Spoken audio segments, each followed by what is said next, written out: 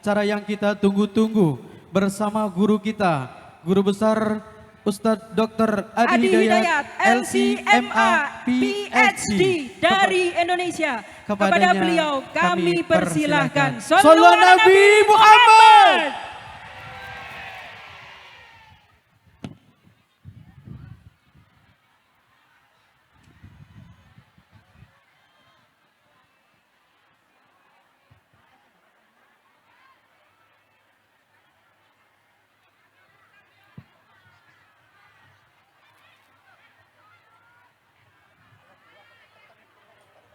Bismillahirrahmanirrahim.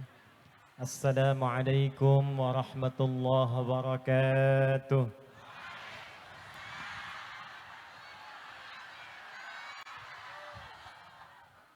Alhamdulillahi rabbil alamin.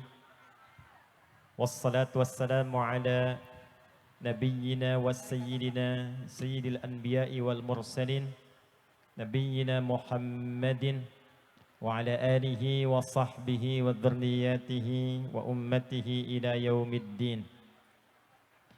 Apa kabar semuanya?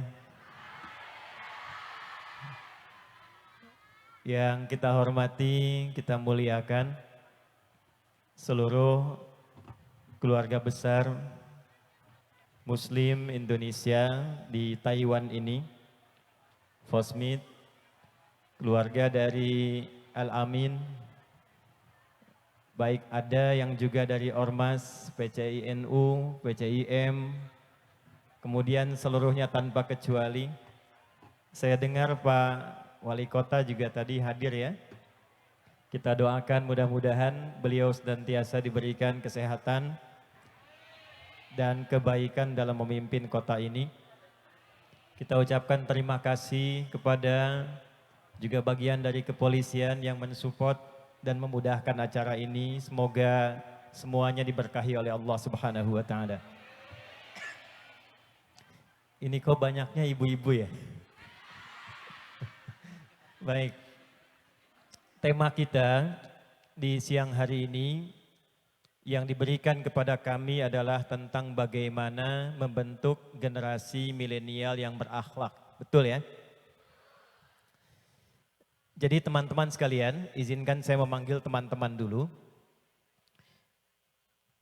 Kini generasi manusia itu sering dibagi sekarang pada dua bagian.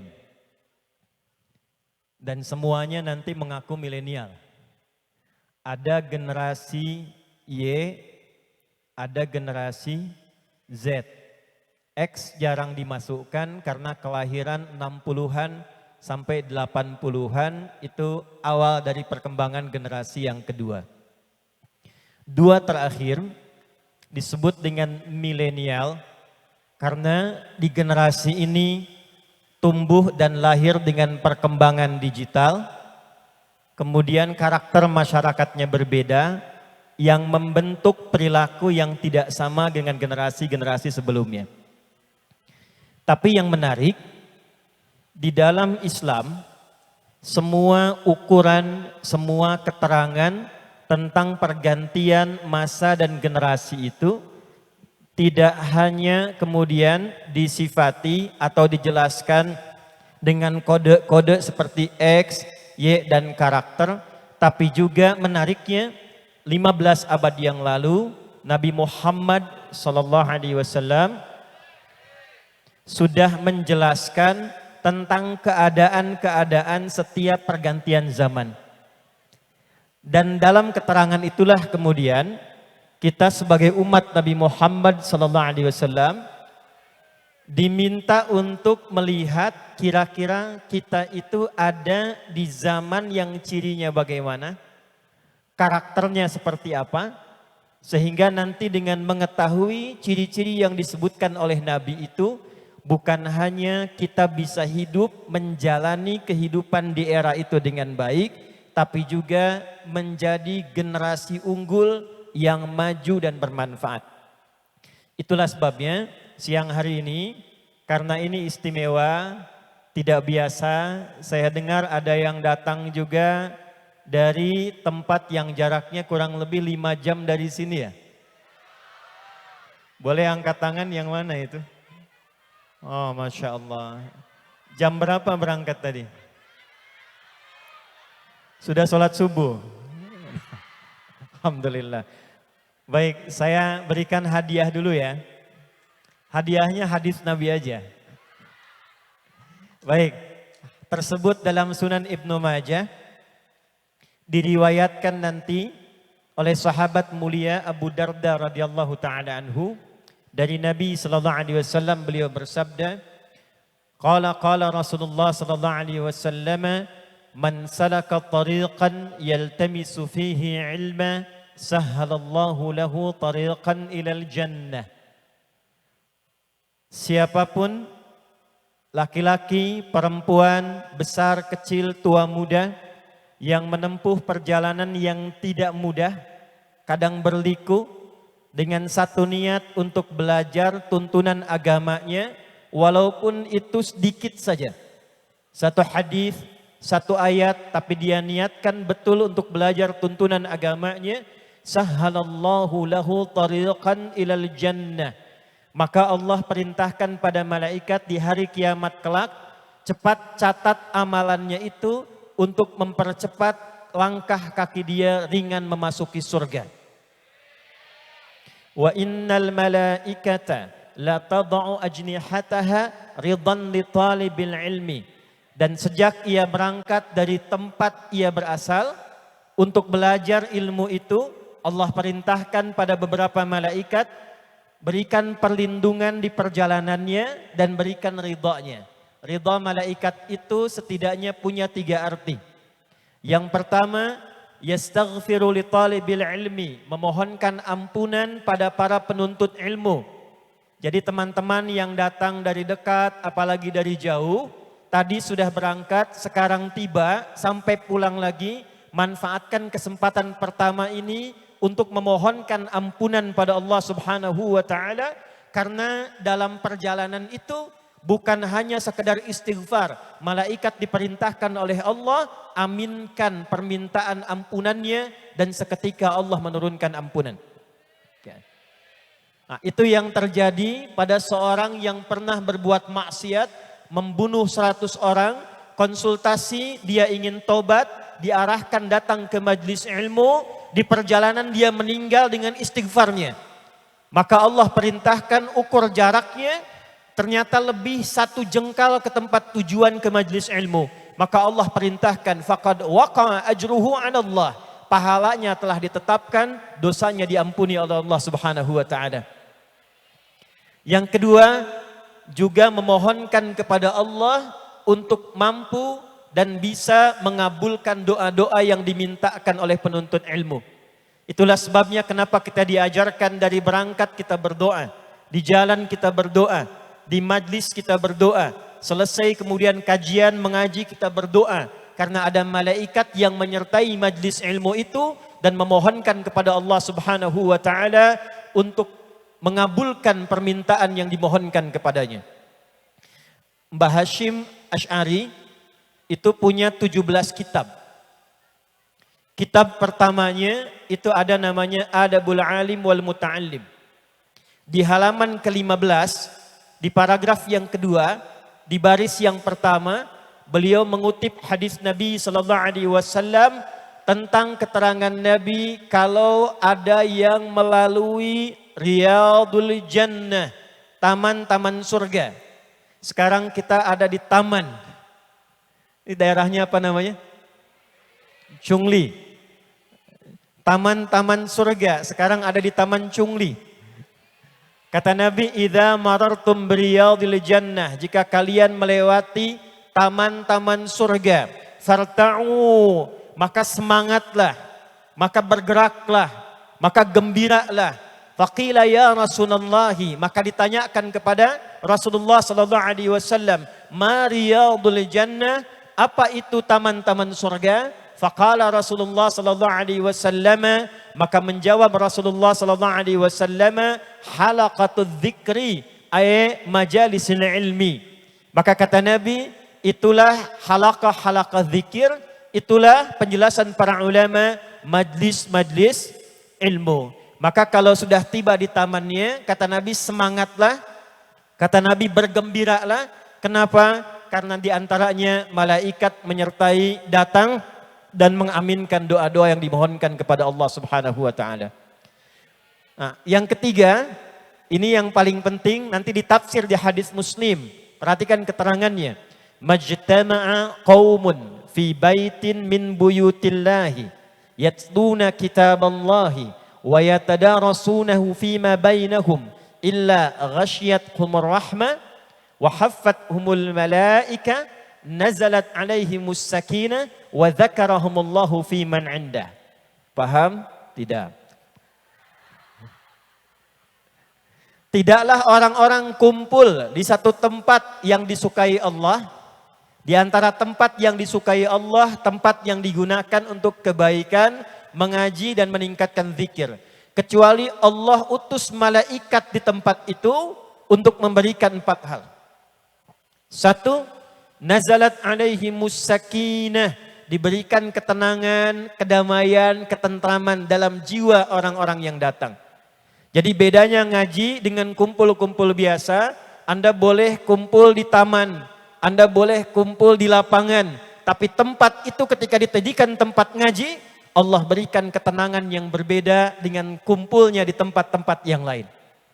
Yang kedua, ini kalimat yang indah, wa haffathumul malaika, kemudian malaikat berkumpul, wa ghasyiyatuhumur rahmah, untuk menaungi para penuntut ilmu dan memberikan rahmat-rahmat Allah Subhanahu wa taala.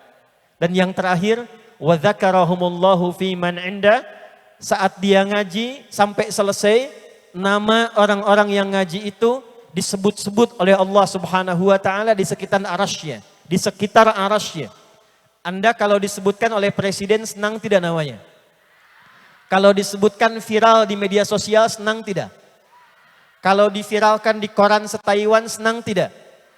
Sekarang nama kita insya Allah disebutkan oleh Allah di sekitaran arasy dari makhluk-makhluk terbaik yang ada yang pernah diciptakan sampai kita selesai menunaikan pengajian ini insya Allah. Nah, ini tidak cukup dengan amin, kita ngaji dulu ya.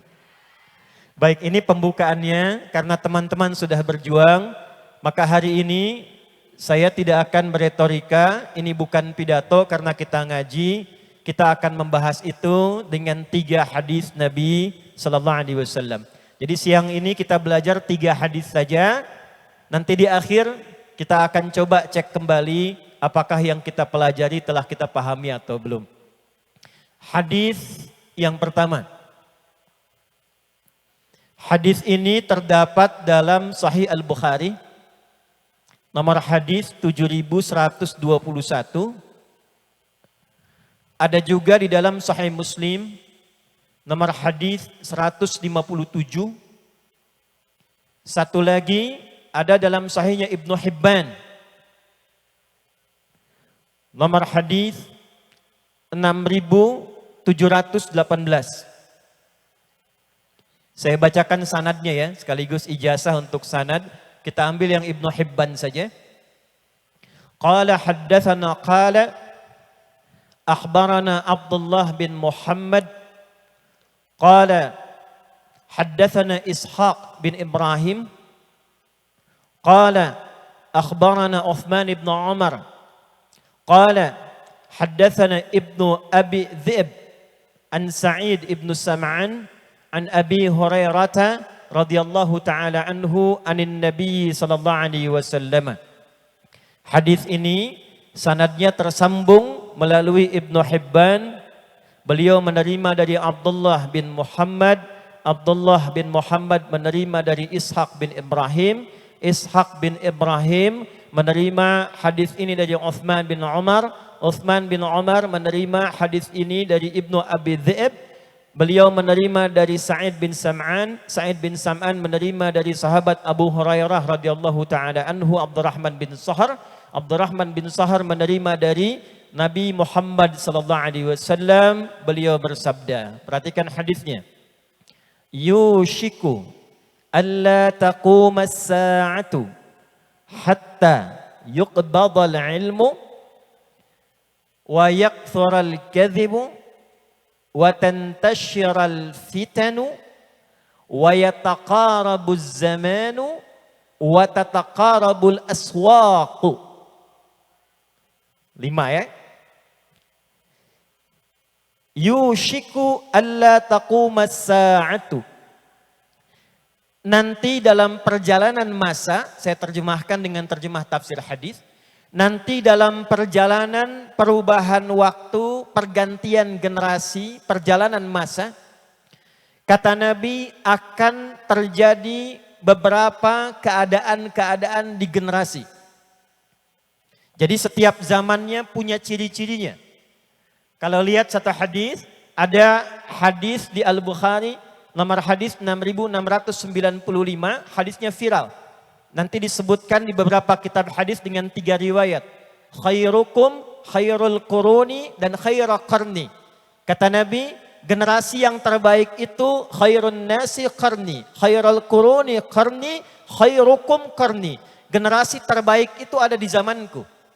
Thummal ladzina yalunahu, kemudian setelah itu generasi setelahku, thummal ladzina yalunahu, lalu generasi setelahku, 3 generasi terbaik.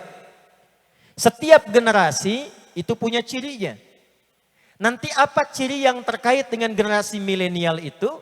Ternyata disebutkanlah cirinya dalam hadis Nabi yang saya bacakan dengan sanad di awal tadi. Inilah ciri setiap pergantian zaman akan ditemukan zaman yang sekarang kita sebut dengan milenial. Cirinya ternyata 15 abad lalu telah disebutkan oleh Nabi SAW. Dia punya 5 ciri. Ada berapa ciri? 5. Ya. Dan 5 ciri ini kata Nabi akan terus berganti sampai berakhirnya kehidupan di dunia ini dengan datangnya kiamat. Saya percepat. 1, saya mulai dari ujungnya dulu. Tataqarabul aswaqu, akan terjadi percepatan digitalisasi. Eranya berubah jadi era digital, ditandai tanda pertamanya pasar mudah diakses. Dulu orang ke pasar berangkat pakai angkot kalau di Indonesia. Di Taiwan ada angkot. Berangkat ke pasar pakai ojek, sekarang diklik di handphone, barangnya datang sendiri. Sudah terjadi? 15 abad yang lalu, Nabi sudah sebutkan akan tiba satu zaman. Di zaman itu beda dengan zaman sebelumnya.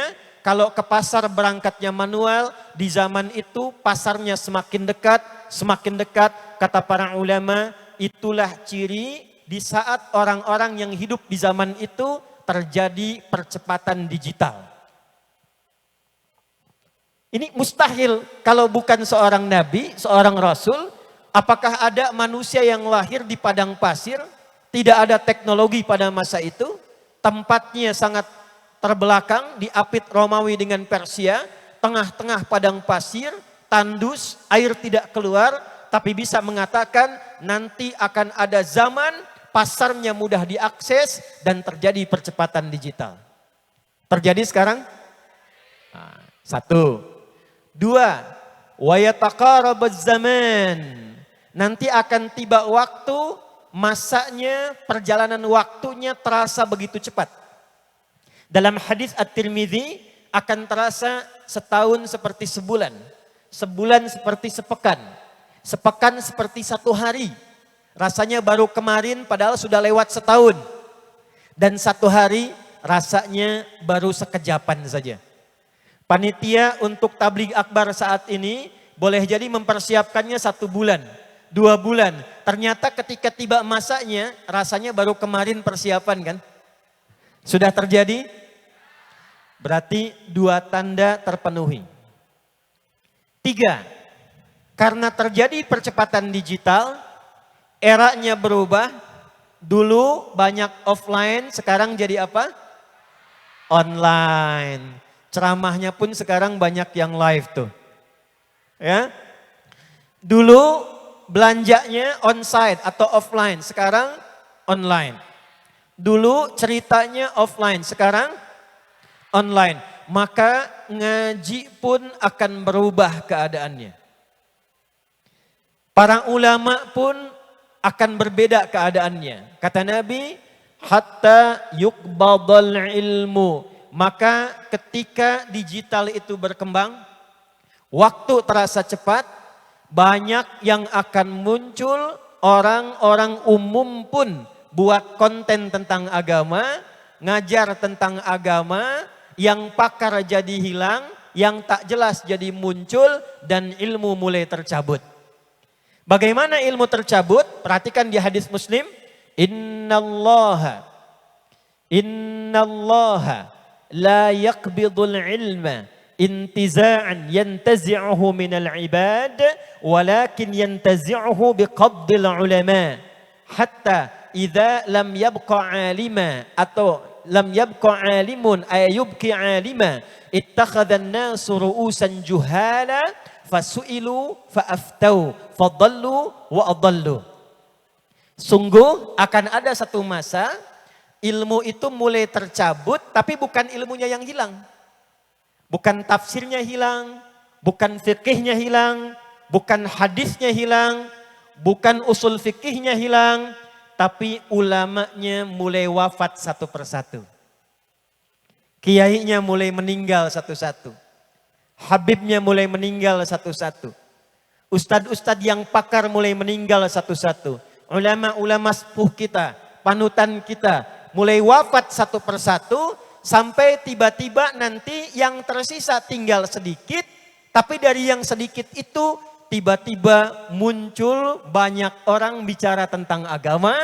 Karena eranya digital, orang-orang ini mulai muncul buat-buat konten tentang agama. Terjadi sekarang? Jadi. Dulu kita ngaji di pesantren masih pakai kitab. Ya? Ngaji nahu pakai apa? Kitab. Apa kitabnya? Jurumiyah. Al-kalamu huwa lafdul murakkabu bil mufid wa aqsamu thalathatun ismun wa fi'lun wa harfun wa ammal ismu wa kalimatun dalat ala ma'nan fi nafsi wa lam tuqtaran bi zamanin wad'an, gitu ya. Lompat lagi jadi apa? Imriti. Lompat lagi jadi apa? Alfiyah. Kalamuna lafdun mufidun kastaqim wasmun wa fi'lun thumma harfunil kalim wahiduhu kalimatun wal qawlu am wa kilmatun biha kalamun qad yu'am bil jarri wat tanwini wan nida wa al wa musnadin lismi tamyizun hasal bita fa'alta atat wa ya if'alli wa nunik balana fi'lun yanjali, gitu kan? Nanti eranya akan berubah itu semua. Yang sorofnya fa'ala yaf'ilu, fa'ala yaf'ulu, fa'ala yaf'alu itu akan berubah menjadi tak takayu tak tiku tiktokan. Fasbakayu fasbiku Facebookan, Instagramayan Instagrimu, Instagraman tuh, tabaya tubuh, YouTubean. Sekarang terjadi? Jadi banyak konten dan tidak jelas asalnya. Sanadnya tidak jelas, ngajinya tidak jelas di mana, tapi tiba-tiba bisa muncul ke permukaan dan anehnya akan ditemukan ada pengikutnya. Dan kalau ditanya keluar fatwanya, terjadi tidak? Sekarang terjadi. Perhatikan, kita hanya menyebut milenial, Nabi SAW mengingatkan di beberapa abad yang lalu. Terus, lanjut. Perhatikan, karena tiga ini sudah muncul, maka konsekuensi yang keempat, lihat baik-baik. Wa yakfural kanjibu, wa yakfural kanzibu. Karena eranya sudah elektronik, digital muncul, status muncul, konten muncul, maka akan tiba masa sulit dibedakan mana yang benar, mana yang salah. Manipulasi akan ditemukan. Kebohongan mulai banyak. Bercampur sehingga orang sulit menemukan ini yang benar yang mana, yang salah yang mana. Bapak Ibu, saya seumur hidup ngajar, maksudnya sampai sekarang, belum pernah membahas tentang garam. Tiba-tiba muncul video saya menerangkan tentang garam ruqyah. Keterangannya garam ruqyah, videonya tentang tutorial mandi besar. Dan itu terjadi. Ada kemudian jualan herbal. ada lagi petunjuk A, petunjuk B, petunjuk C. Jadi ketika ini terjadi, akan muncul banyak konten-konten digital dan Anda sulit membedakan mana yang benar, mana yang salah. Saya tanya, sekarang hoax banyak tidak? Berita tidak benar banyak tidak? Nah, semakin banyak ini, maka konsekuensinya yang kelima. Perhatikan, watan syural fitanu, maka fitnah ujiannya pun menjadi menyebar dan lebih banyak lagi. Ya, maaf, saya izin berdiri ya, supaya lebih terlihat. Hai.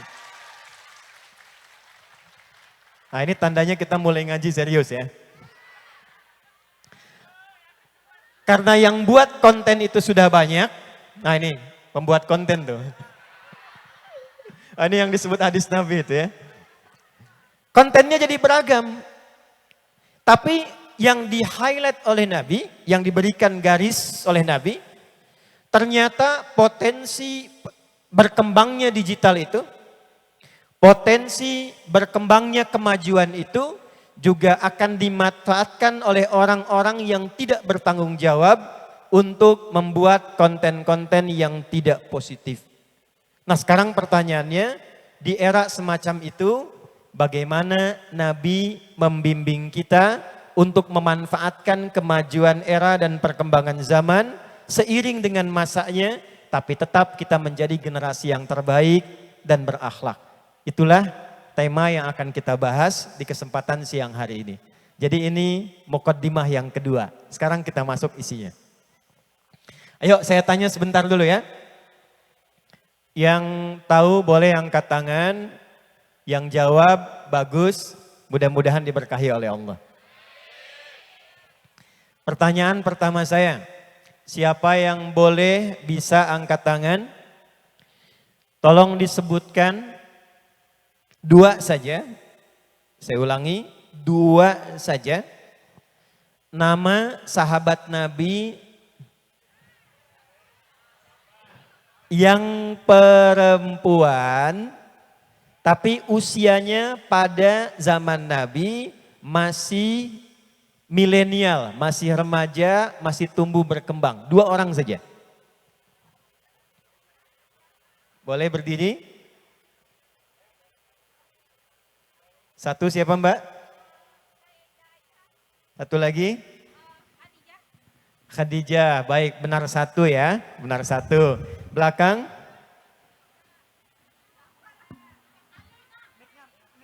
Sebentar ya, kasih Mbak silakan.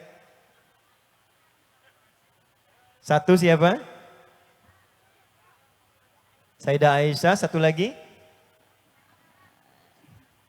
Hampir sama dengan yang 1, boleh duduk lagi.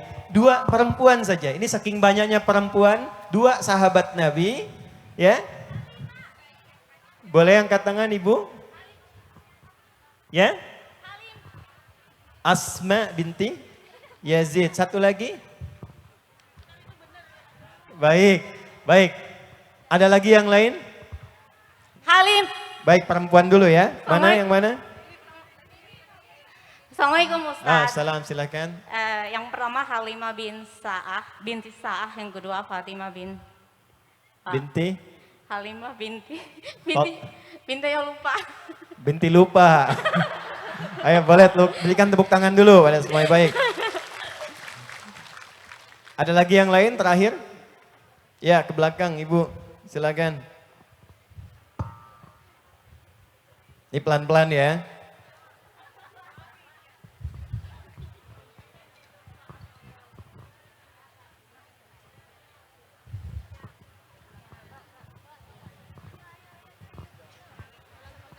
Ya, 1.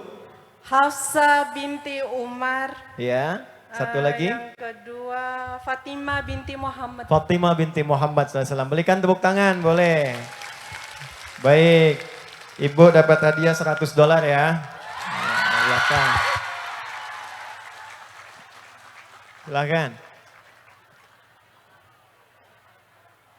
Baik, fokus dulu ya. Sekarang yang laki-laki.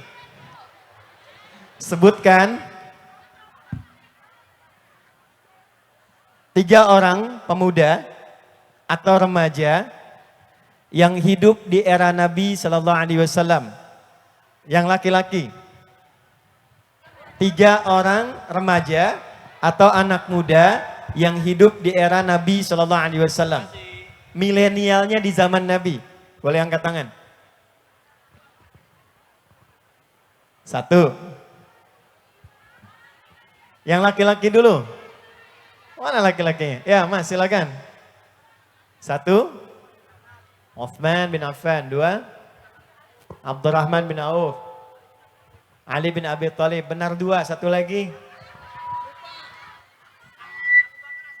Abu Bakar As-Siddiq. 1 lagi.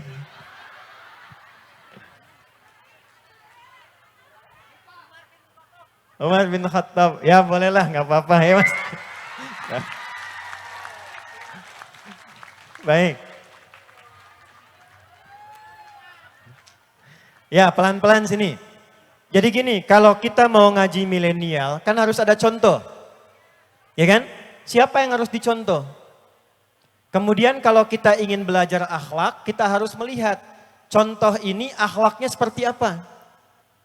Kemudian kalau kita ingin melihat perubahan akhlak yang baik, kita lihat lingkungannya. Lingkungannya bagaimana?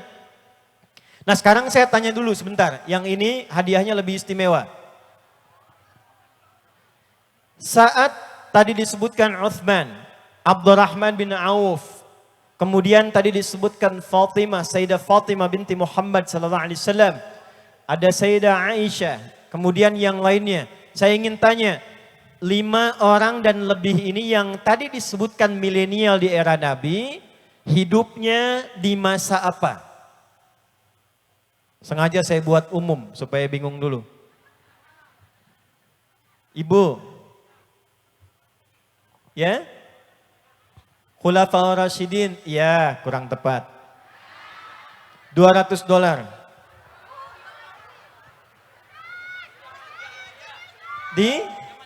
Tolong berikan mic-nya.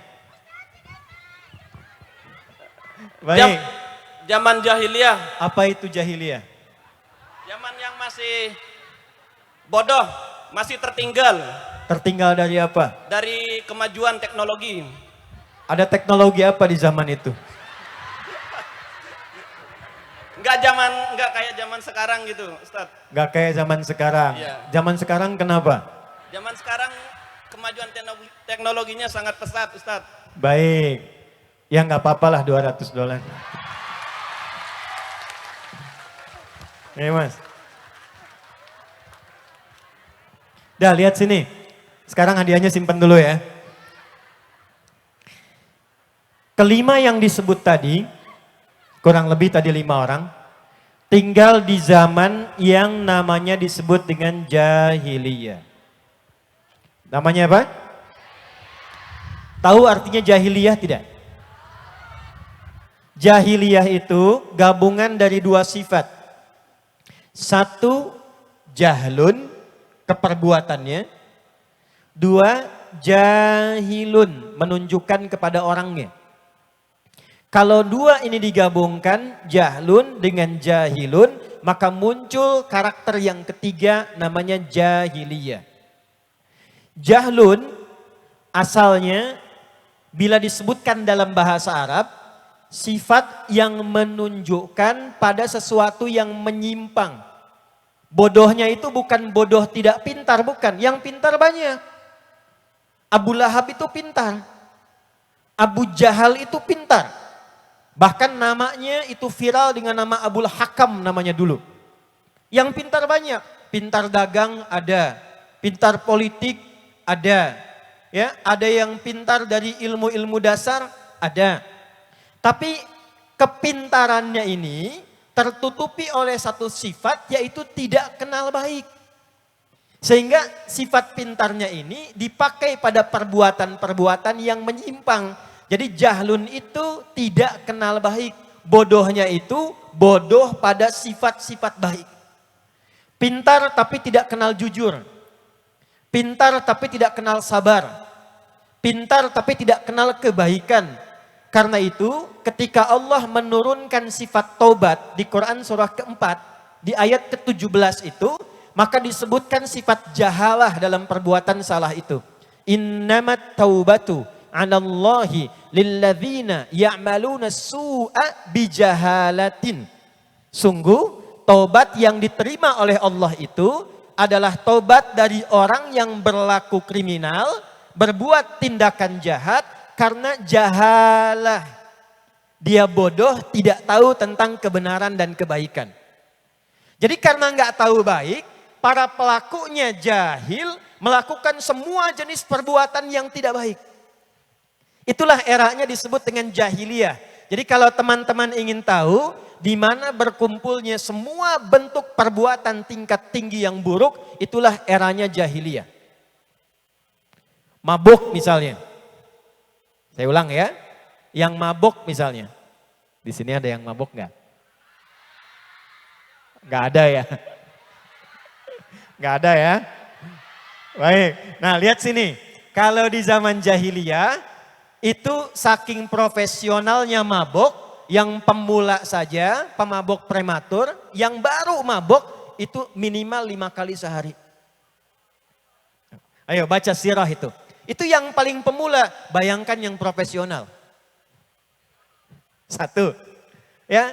2. Di Taiwan ini ada yang tawuran nggak? Hah? Ada yang suka berkelahi nggak? Ada. Oh, jangan-jangan mirip-mirip, tidak ya? Lihat sini, di zaman jahiliyah itu tersinggung sedikit itu langsung berkelahi. Dan berkelahinya nggak tanggung, ya. Nih yang saya tanya ini, Ibu di sini. Ibu kenal Umar bin Khattab? Kenal di mana? Ini bahaya nih, ada yang kenal Umar di sini. Umar itu sebelum masuk Islam, itu di antara jagoannya di wilayah jahiliyah, yang kalau sedang bosan, dia akan bikin pengumuman. Siapa yang berani dengan saya hari ini, kita bertemu di Bukit A, silahkan datang, pamit dulu pada ibu yang telah melahirkannya, karena dia akan pulang tanpa nama. Itu Umar. Zina, semua jenis zina itu khatam. Khatam. Ada yang sudah menikah, ya, itu besoknya ngobrol-ngobrol dengan tetangga, bisa berkata begini, saya bosan dengan istri saya juga malam gantian yuk, ayo. Tuh. Itu jahiliyah itu. Jadi Anda bayangkan, kenapa disebut dengan jahiliyah?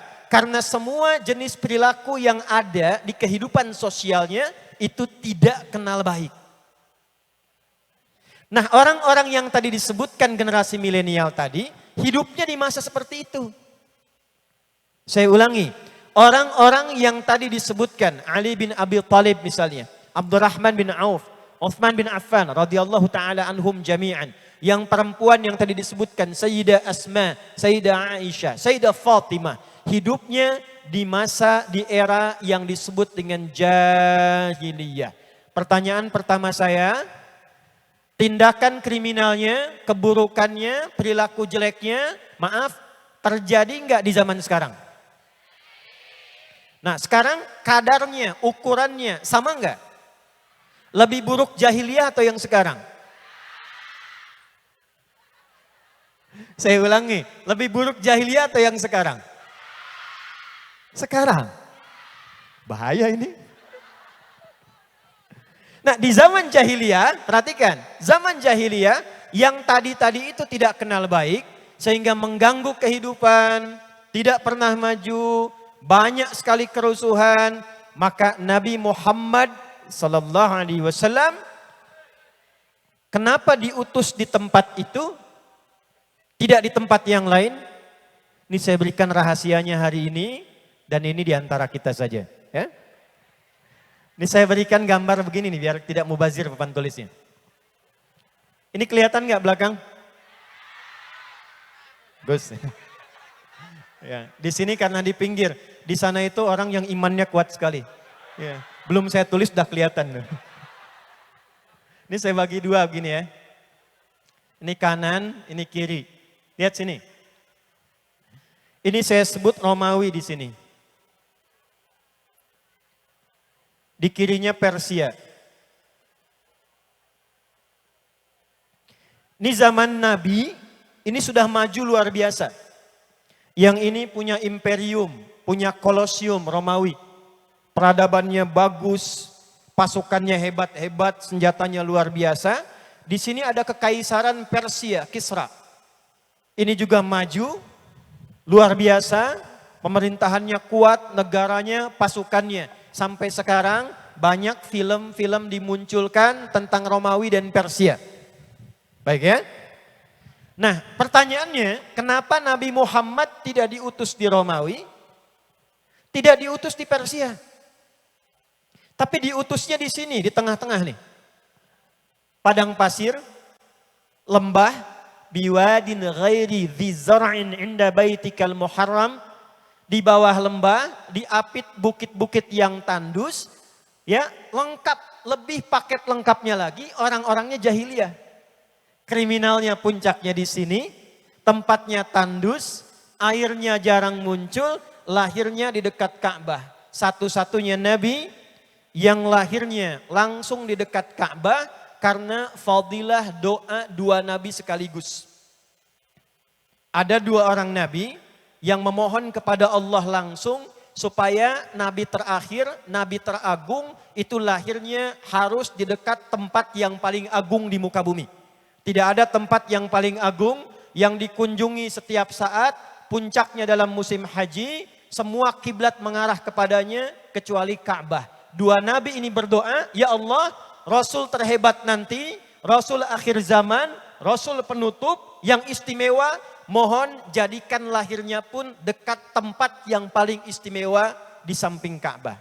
Pertanyaan saya, siapakah dua nabi yang berdoa untuk kelahiran Nabi Muhammad itu? Ya Mbak? Nabi Ibrahim dan Nabi Ismail. Betul, berikan tepuk tangan. Ya, kalau nggak ada hadiahnya cepat ya. Baik, pertanyaannya, ya ini yang ada hadiahnya. Ada di Quran surat apa, ayat berapa? Ayo, boleh angkat tangan.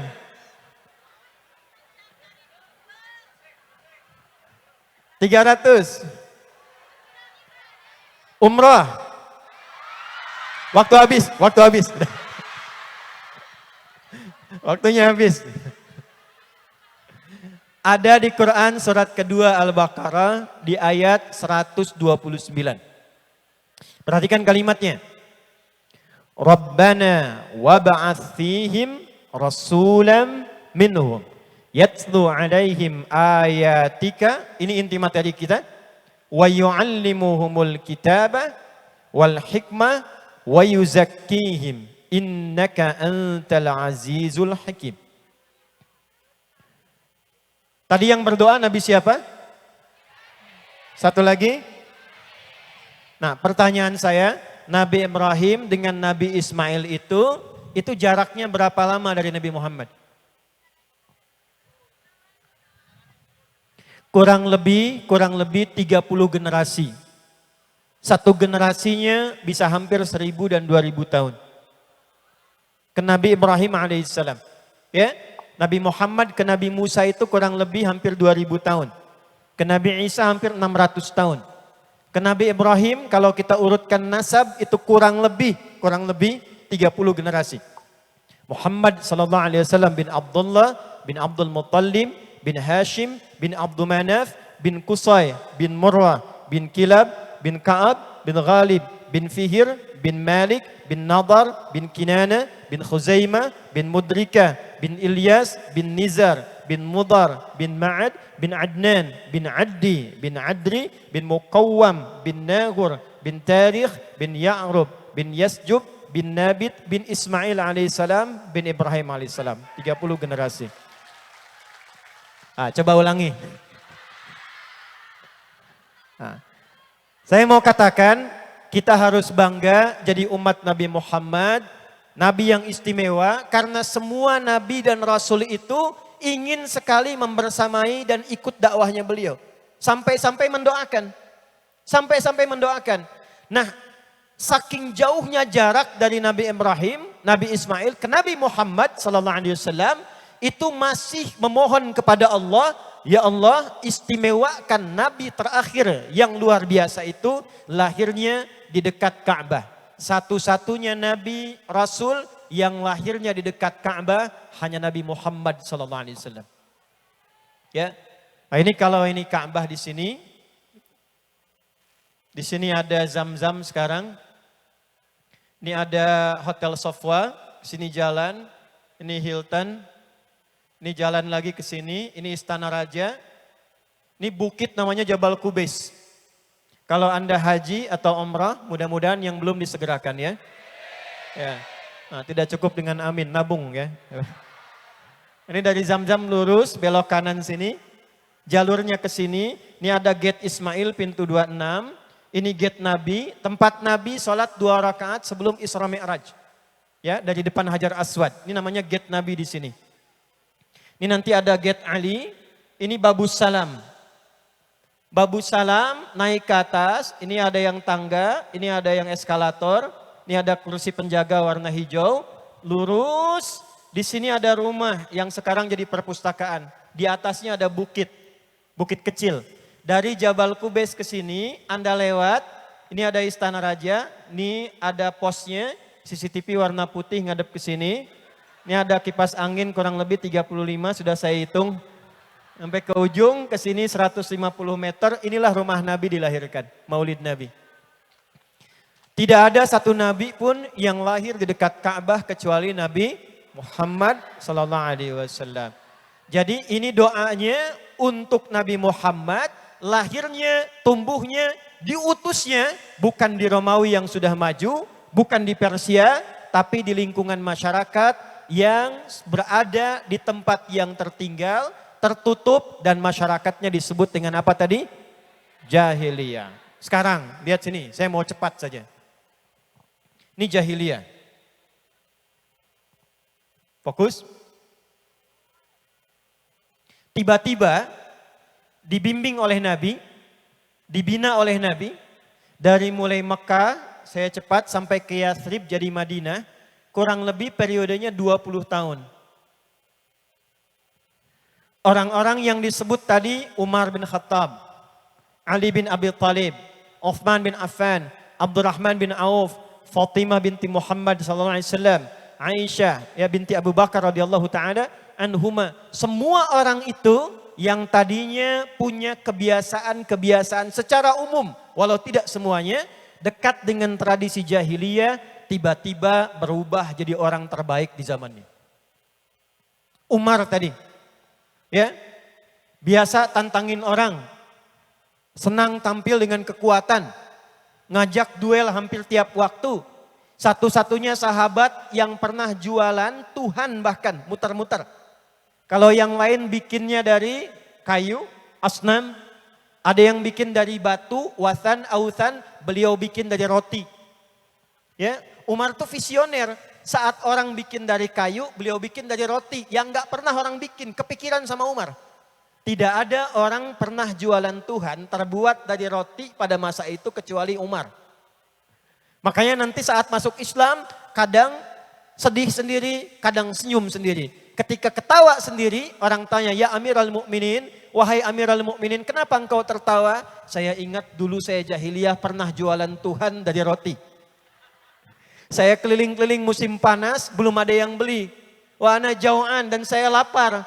Tiba-tiba saya dudukkan Tuhan saya katakan, ya Lata a'dzirini an-naja'i, ya Lata Tuhanku, maafkan saya lapar banget, saya pinjam dulu tangannya, nanti saya ganti lagi.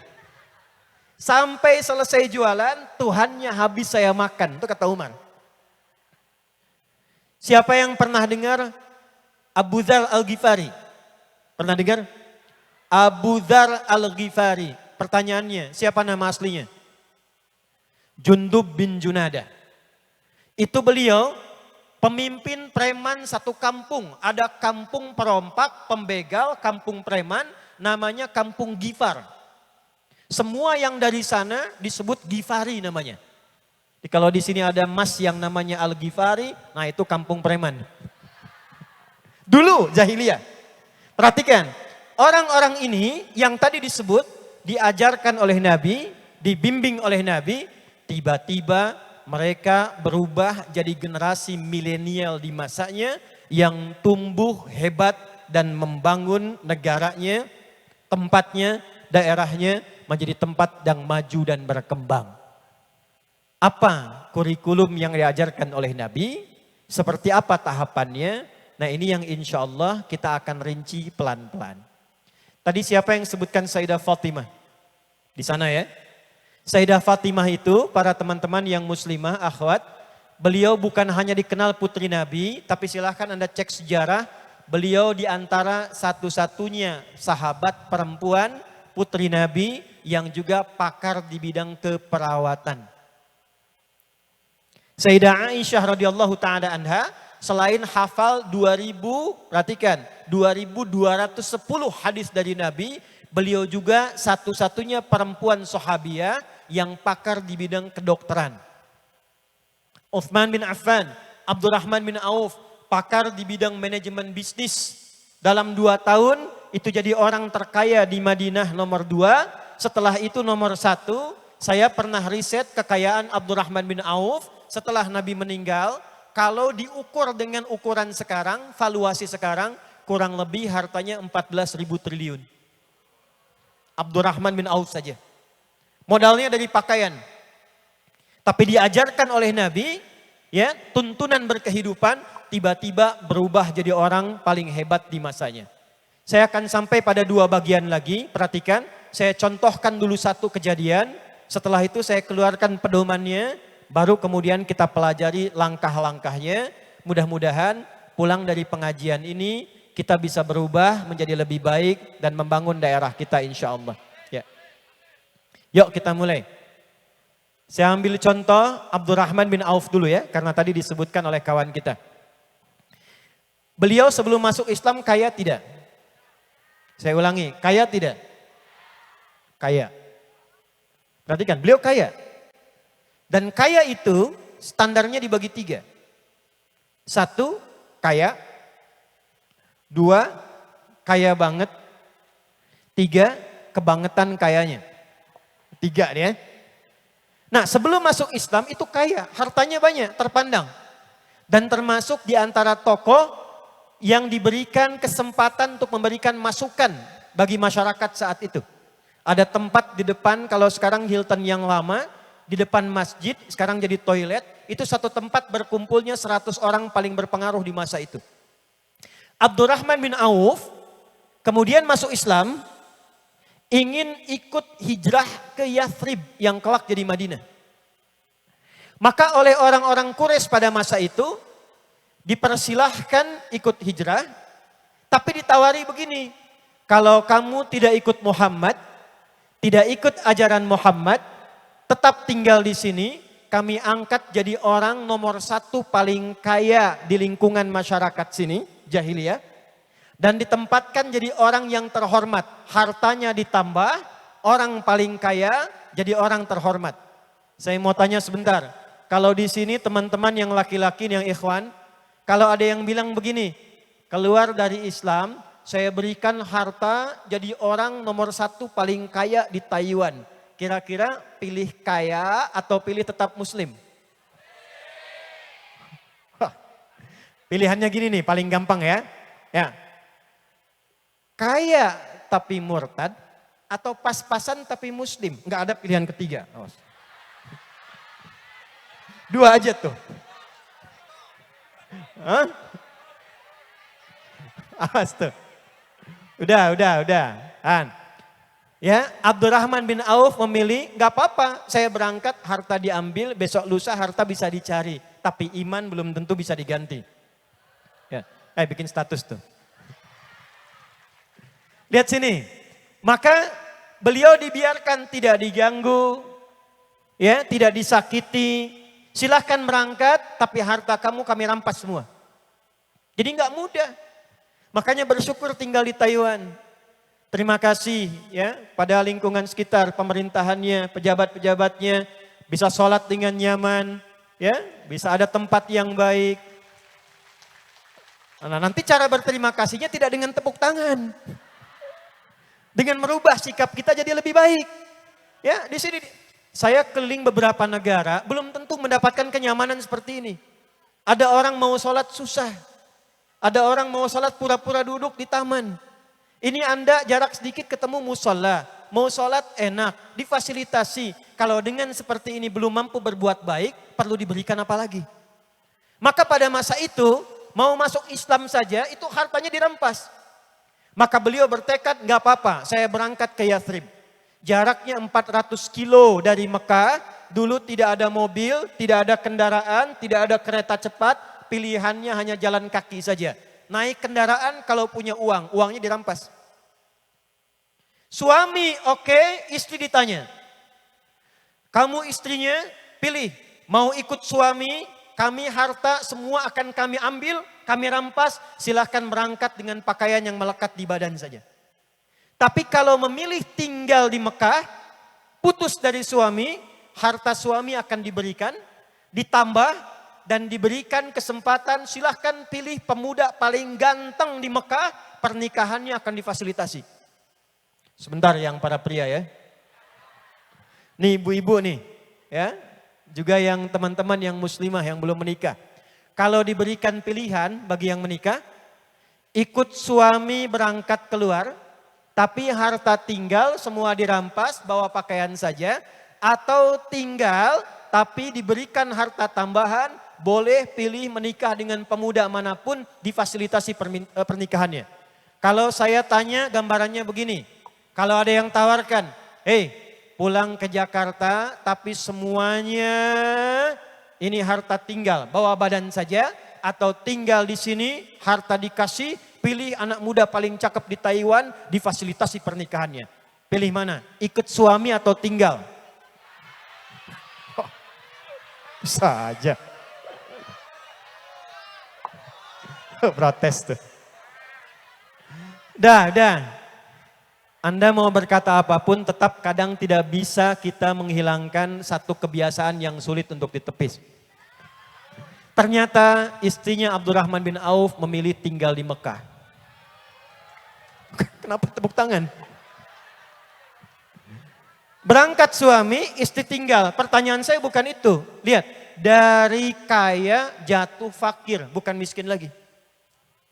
Dari kaya jatuh fakir. Kalau miskin masih punya pekerjaan tapi hasilnya belum mampu memberikan kehidupan yang layak. Kalau fakir sudah nggak punya pekerjaan, untuk kehidupan pun tidak mudah. Fakir. Tapi apa yang terjadi? Beliau berangkat kemudian ke Yathrib, ke Madinah. Hebatnya orang Madinah, mereka menyambut orang-orang yang hijrah muhajirin dengan sifat sesuai kebutuhannya. Misal Bu, datang haus, diberikan disambut oleh orang bawa minuman. Datang lapar, disambut oleh orang bawa makanan. Nah, menyambut sesuatu sesuai kebutuhannya itu disebut dengan nasir. Jamaknya disebut dengan ansor. Kenapa kaum ini disebut dengan ansor? Bukan hanya menolong, bukan hanya baik, tapi dia menolong sesuai dengan kadar kebutuhannya. Butuh minum, bawa minum. Butuh makan, bawa.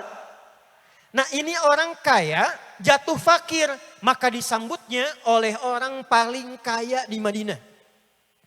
Perhatikan kata-katanya. Akhil karim atau kama qala. Sami'tu annaka kunta ghaniyan. Saya dengar Anda pernah kaya. Kalau ingin kaya lagi, ambil setengah harta saya. Saya dengar Anda ditinggalkan oleh istri. Kalau ingin menikah lagi, pilih perempuan paling cantik di Yathrib ini, di Madinah. Sekalipun bagian keluarga saya akan fasilitasi pernikahannya. Gantian ya.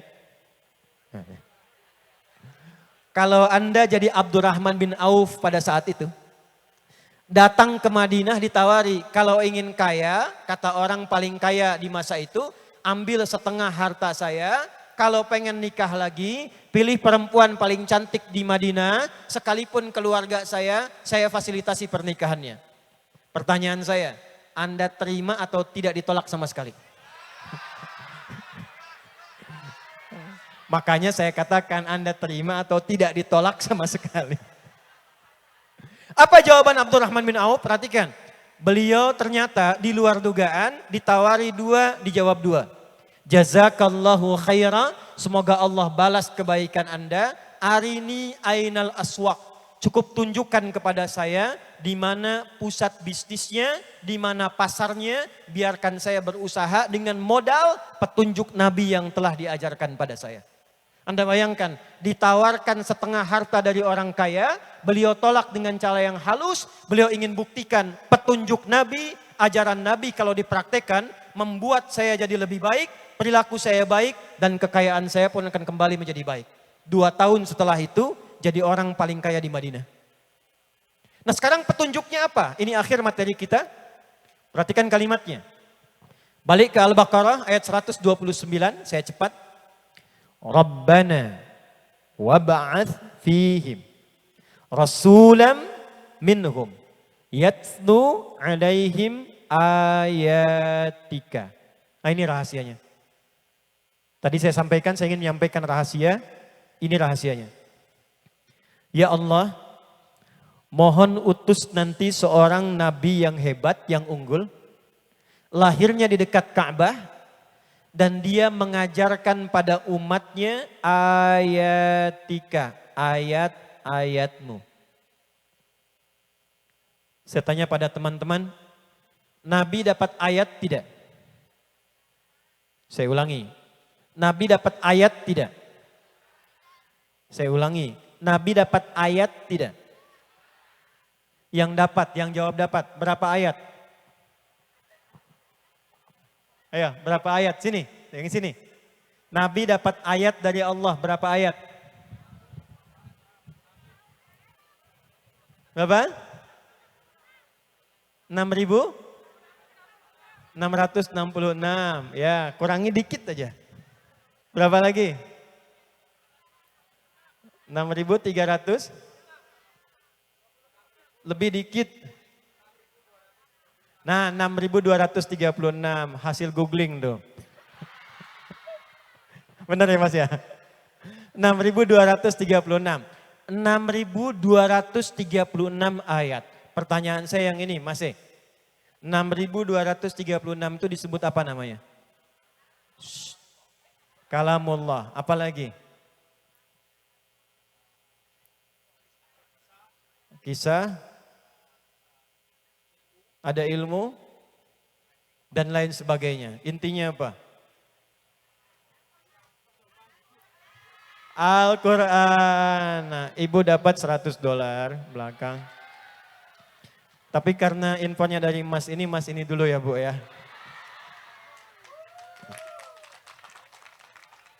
Sama ibu yang di belakang juga, satu yang jawab Al-Quran. Ibu yang kacamata, kerudung, abu-abu, Mas. Mas Heri, tolong Mas. Belakang. Makasih Ibu, sama-sama. 6.236 ayat. Nah ini ilmu jarang dipelajari, jarang dikaji. Jauh-jauh saya ke Taiwan, teman-teman juga jauh. Nah ini yang akan saya bagi. Ini penutup kajian kita siang hari ini. Lihat baik-baik. 6.236 ayat disebut dengan Al-Quran. Ternyata rahasia besarnya disebutkan oleh Allah itu bukan sekedar buku bacaan. Bukan sekedar kitab bacaan. Walaupun diturunkan untuk dibaca. Wahyu pertamanya apa? Ayat pertama yang turun apa? Iqra bismi rabbikal ladzi. Bacalah, baca. Kenapa diminta baca? Karena baca itu alat untuk mengetahui sesuatu. Tidak mungkin Anda bisa tahu sesuatu kalau nggak bisa baca. Ingin tahu isi koran nggak bisa baca, mungkin nggak? Tidak. Ingin akses internet tidak bisa baca, nggak mungkin. Kita belajar dulu bahasanya, Anda belajar bahasa Mandarin, belajar bahasa Taiwan, kemudian baru bisa baca, tahu isinya. Tapi bukan sekedar untuk baca saja, karena baca itu alat untuk tahu sesuatu. Makanya dulu waktu kita belajar, kan ada ikra ya, ada qiraati dulu kan, ya kan? Kan itu belum dituntut tahu, yang penting bisa baca dulu. Makanya pelajarannya semua tentang harokat, tentang baca. Kalau ditanya artinya, nggak ada yang tahu. A, fata, a, fa, fata, fa, lam doma u, lu, apa lu, gitu kan. Kan gitu dulu kan. Nanti setelah itu baru ngaji Quran untuk apa? Untuk tahu isi. Nah pertanyaannya, mengapa harus tahu isinya? Ini rahasianya. Karena semua ayat itu ternyata kurikulum kehidupan kita dari mulai terlahir sampai kita meninggal dunia. Jadi 6.236 ayat itu, Bapak Ibu sekalian, itu topik kehidupan kita. Dari Al-Fatihah sampai dengan An-Nas, 114 surah, 30 juz. Itu kalau kita keluarkan, nanti keluar tema-tema. Misal, ada tema sejak dalam kandungan. Bagaimana supaya memiliki misalnya janin yang baik, kemudian lahir anak yang sehat, maka kemudian turun Quran surah ke-22 ayat yang kelima. Dirinci di Quran surah ke-23 misalnya ayat 11 sampai dengan ayat ke-13. Kalau sudah ada rohnya menjelang persalinan, turun Quran surah ke-7 ayat 189. Kemudian terlahir, apa yang pertama diberikan? Kalau ngasih ASI berapa lama? Tugas ayah yang baru punya anak apa? Turun Quran surah kedua ayat 233. Setelah diberikan ASI kurang lebih sampai 2 tahun, diberikan pendidikan apa? Turun Quran surah ke-31 misalnya ayat 13 sampai dengan ayat ke-19. Nanti kalau dia naik lagi, mulai belajar, bagaimana belajar yang efektif? Turun Quran surah 9 ayat 122. Bagaimana kalau ilmunya kuat, imannya bagus? Turun Quran surah 58 ayat ke-11. Nanti dia naik lagi, mulai berkelana, mulai keluar dari Ponorogo sampai ke Taiwan, sampai ke Taipei, dari luar sampai datang, turun Quran surah ke-49 ayat ke-13. Ada yang mulai kenalan ya, cinlok, cinta lokal sama yang daerahnya, ada yang dari luarnya, kemudian mau menikah, bagaimana pendekatannya? Turun Quran surah ke-4 ayat ke-4. Setelah berumah tangga, turun surah ke-4 ayat ke-34. Nanti muncul tugas-tugas suami dari mulai mencari nafkah yang standar. Quran surat kedua ayat 168. Nanti kalau ingin cepat, baru sedikit tapi cepat hasilnya. Quran surah 2 ayat ke-172. Ingin lebih cepat lagi, belum berangkat, rizki sudah menanti. Quran surah ke-7 amalannya ayat 96. Tantangannya di mana? Jangan dikira bekerja tidak capek. Boleh jadi nanti ada orang yang ingin ikut, ada yang mengkhianati, ada tantangannya muncul. Turun Quran surah kedua ayat 214, nanti solusinya Quran surah 3 ayat ke-142. Amalannya nanti malam harinya Quran surah ke-17 ayat 79 sampai dengan 81. Yang istri merawat di rumah, menata anak kadang-kadang tidak mudah. Turun Quran surat 17 ayat 23 sampai dengan 27. Sampai nanti terus naik usia 40 tahun. Amalannya apa? Pekerjaannya apa? Turun Quran surah 46 di ayat ke-15. Sampai jadi sepuh. Sampai kemudian menunggu kematian. Quran surah ketiga ayat 185. Wafatnya pengen enak. Turun Quran surah 89 ayat 27 sampai dengan ayat 30. Persiapan ke makamnya supaya nyaman. Turun Quran surah ketiga ayat 169 sampai 171. Sampai kiamat surah 75. Sampai dijadi dua antara surga yang indah, surga standar. Quran surah 2 ayat 25. Kalau surganya surga Firdaus, Quran surah 23 amalannya 1 sampai dengan 9. Yang terancam dengan neraka, ada nerakanya. Quran surah 4 ayat 69 sampai ke bawah. Yang belum ke surga, nggak mau ke neraka, ada di A'raf. Quran surah 7 ayat ke-47 sampai dengan 49. Itu ada semua. Jadi kalau kita keluarkan, Imam Al-Bukhari pernah mengeluarkan bimbingan Nabi selama 20 tahun itu di Mekah dan di Madinah. Diajarkanlah ayat-ayat itu, itulah yang menjadikan Abu Bakar seperti yang sekarang kita kenal. Umar seperti yang sekarang kita kenal. Utsman saking kebangetan kayanya sekarang masih punya aset di Madinah diwakafkan. Dulu cuma beli sumur, diwakafkan, beli kebun, diwakafkan, sekarang jadi hotel dengan namanya Utsman bin Affan. Ali bin Abi Thalib tadi disebut, bukan hanya ahli tafsir, ahli balaghah. Ternyata pakar di bidang matematika, pakar di bidang logika.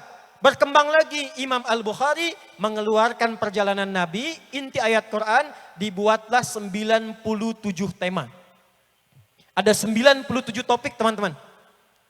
Dari topik iman, topik ilmu, misal begini, siapa yang sekarang di sini teman-teman sedang kuliah, bagaimana supaya belajarnya itu efektif, hari apa belajar yang benar, cara mengingat bagaimana, supaya tidak lupa bagaimana, cara menganalisis bagaimana. Keluarkan topik ketiga namanya Kitabul Ilmi. Ada yang jualan, ada yang dagang. Di sini ada yang jualan? Banyak ya, sana ya. Yang dagang, yang jualan, yang bisnis. Ada kitab namanya Kitabul Buyu'. Tuntunan belajar bisnis dari Nabi. Tidak pernah ada yang mengamalkan panduan belajar bisnis ini kecuali bisnisnya selalu tidak pernah kembali modal. Selalu kembali untung. Itu 97 tema, maka dikenalah dengan nama Jami' Al-Jami' As-Sahih Al-Musnad Al-Mukhtasar min umuri Rasulullah sallallahu alaihi wasallam wa sunanihi wa ayyamihi. Inilah kumpulan tema saya keluarkan dari Quran dan hadis. Imam Al-Bukhari buat tema begini Bu, contoh ya, misalnya kitab ilmu, ini ayatnya apa? Ayat A. Nanti hadisnya apa? Prakteknya bagaimana? Bagaimana Nabi mengajarkan? Dari mulai jadwal pengajian ibu-ibu, belajarnya di rumah siapa, harinya hari apa, kurikulumnya apa, itu ada semua.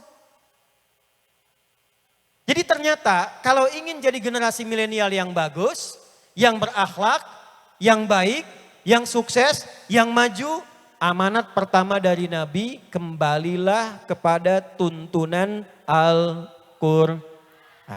Itu kuncinya. Kembali kepada tuntunan Al-Quran. Tapi jangan sekedar dibaca. Kalau baca, bagus, pahala ada. Silahkan, kejar khatam. Kejar lancar, bagus, pahala ada. Tapi kalau ingin jadi generasi hebat, generasi milenial yang bagus, sesuai dengan zamannya, perhatikan cara ngajinya. Keluarkan ayatnya sesuai dengan profesi yang kita pilih dalam hidup. Ini misal yang perempuan ini. Pernah nggak mengeluarkan ayat-ayat perempuan dalam Al-Quran? Ini saya tanya nih, kalau perempuan bahasa Arabnya apa? Nisa. Nisa itu kalau banyak kan Bu. Kalau dia sendirian, perhatikan kalimatnya. Itu disebut dengan mar'ah. Beda dengan laki-laki. Laki-laki itu kalau sendirian mau banyakkan, namanya tetap satu. Sendirian itu rajul, kalau banyakkan rijal. Hurufnya tetap sama, cuma tambah alif aja. Rajulun, rijalun. Hurufnya nggak ada yang hilang. Kalaupun banyakkan, ra-nya ada, jimnya ada, lamnya ada. Cuman tambah alif untuk menunjukkan tegak dan banyak. Rajulun, rijalun. Artinya tegak, kuat, kokoh, tidak gemulai. Kaki disebut dengan rijlun karena menopang badan supaya kokoh. Ya, jadi kehormatan laki-laki ditunjukkan pada tegaknya, kuatnya, ya, dan juga apa? Dan juga kehormatan dari auranya. Jadi kalau ada yang gemulai sedikit, nah hilang kelaki-lakiannya itu. Perempuan beda. Perempuan kalau sendirian itu disebutnya mar'ah. Wa mra'atul aziz dari mar'ah. Tapi kalau banyakan namanya nisa. Jauh bedanya. Mar'ah ketemu nisa, hurufnya hilang semua. Nah, kenapa disebut dengan mar'ah? Ini jangan-jangan jadi perempuan belum tahu tentang perempuan. Mar'ah itu, saya cepat, dia punya 3 arti. 1, pribadi yang punya ciri senang tampil indah. Mar'ah. Makanya mau berangkat dandan. Ya, pengajian seragaman. Kadang tanya suami kan, ayah bagus mana ya? Warna kuning atau warna merah? Ya kan? Kata suaminya kayaknya kuning deh mah, kayaknya merah deh.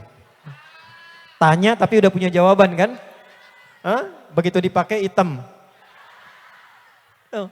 Tapi biasa wajar, makanya kalau kita lewat suami, baju kelipat itu pasti diberhentikan perempuan. Rapikan dulu, setrika dulu, karena memang fitrahnya senang tampil keindahan. 2, mar'ah juga seakar dengan kata muru'ah. Senang tampil terhormat. Dan yang ketiga, itu punya rasa yang tinggi dalam bahasa psikologi namanya enfukhlung. Sifat rasa yang tinggi. Sedikit-sedikit terasa. Sedikit-sedikit terasa. Laki-laki nonton drakor itu biasa. Perempuan sudah keluar air mata. Ya. Nonton film India, laki-laki tertawa, yang perempuan bisa menangis. Karena rasa. Tapi jangan salah, dalam peribahasa Arab dikatakan begini. Al-mar'atu kal-mir'ati. Sama-sama hurufnya. Sifat perasa perempuan itu seperti cermin kaca. Makanya banyak sifat perempuan senang bercermin. Sebelum ke sini, cermin. Turun dari mobil, lihat kaca spion. Ya, sampai sini lihat handphone, masih dandan. Tapi poinnya bukan itu. Perhatikan nih dahsyatnya Quran. Saya tanya ibu ya, kalau cermin dilempar sampai pecah, terus disusun lagi bisa nggak? Jangan salah, bisa. Bisa disusun lagi, tapi sulit memantulkan bayangan yang sempurna. Nah, sifat perempuan sama. Kalau dia terlukai seperti cermin, dia gampang memaafkan tapi sulit melupakan apa yang dialami. Nah, ini cuma betul tepuk tangan aja, tapi pas kejadian gak nyadar. Jadi kalau Anda punya masalah dengan istri saat ini, itu kejadian 10 tahun lalu diungkit lagi. Karena marah. Tapi kalau banyakkan begini, dia berubah jadi nisa. Nah ini penting belajar. Kenapa jadi nisa? Seakar dengan nasa, mudah mencurahkan apa yang dirasakan. Maksudnya apa? Perempuan tuh sependiam apapun, tuh kalau kumpul dengan temannya bisa cerita. Dan masalahnya kadang dia cerita pada apa yang tidak harus diceritakan. Ya kan? Kakak apa kabar? Baik. Ya? Gimana pekerjaan? Bagus. Suami gimana? Itu masalahnya. Nah, itu nisa. Maksud saya apa? Coba keluarkan ayatnya. Jangan-jangan belasan tahun, puluhan tahun jadi perempuan, itu belum pernah mengeluarkan tentang jati dirinya. Ini saya tanya Bu ya, maaf nih agak banyak ke ibu-ibu karena banyak perempuan. Istri Nabi berapa? Enggak, saya bukan ingin bahas poligami, bukan. Saya ingin tunjukkan hikmah. Istri Nabi itu lebih daripada 4 kan ya? Ada kurang lebih 11 ya? Pernah enggak belajar kenapa Nabi diizinkan menikah lebih daripada 4 istri? Lihat rahasianya. Ternyata bukan karena bab poligaminya. Ternyata 11 perempuan ini kalau kita riset ya, silahkan belajar sejarah. Kalau kita riset, 11 perempuan istri Nabi ini mewakili semua karakter dan sifat perempuan di muka bumi. Dari yang cemburuan, senang fashion, ada yang senang masak, ada yang senang kajian, ada semua di karakter istri Nabi. Dan kemudian dididik oleh Nabi dengan akhlak Nabi, berubahlah 11 karakter ini jadi perempuan terbaik di zamannya. Contoh ya, jangan tepuk tangan dulu nih. Saya beri contoh nih. Saya mau tanya pada ibu ya semua, pernah dengarkan Sayyidah Aisyah?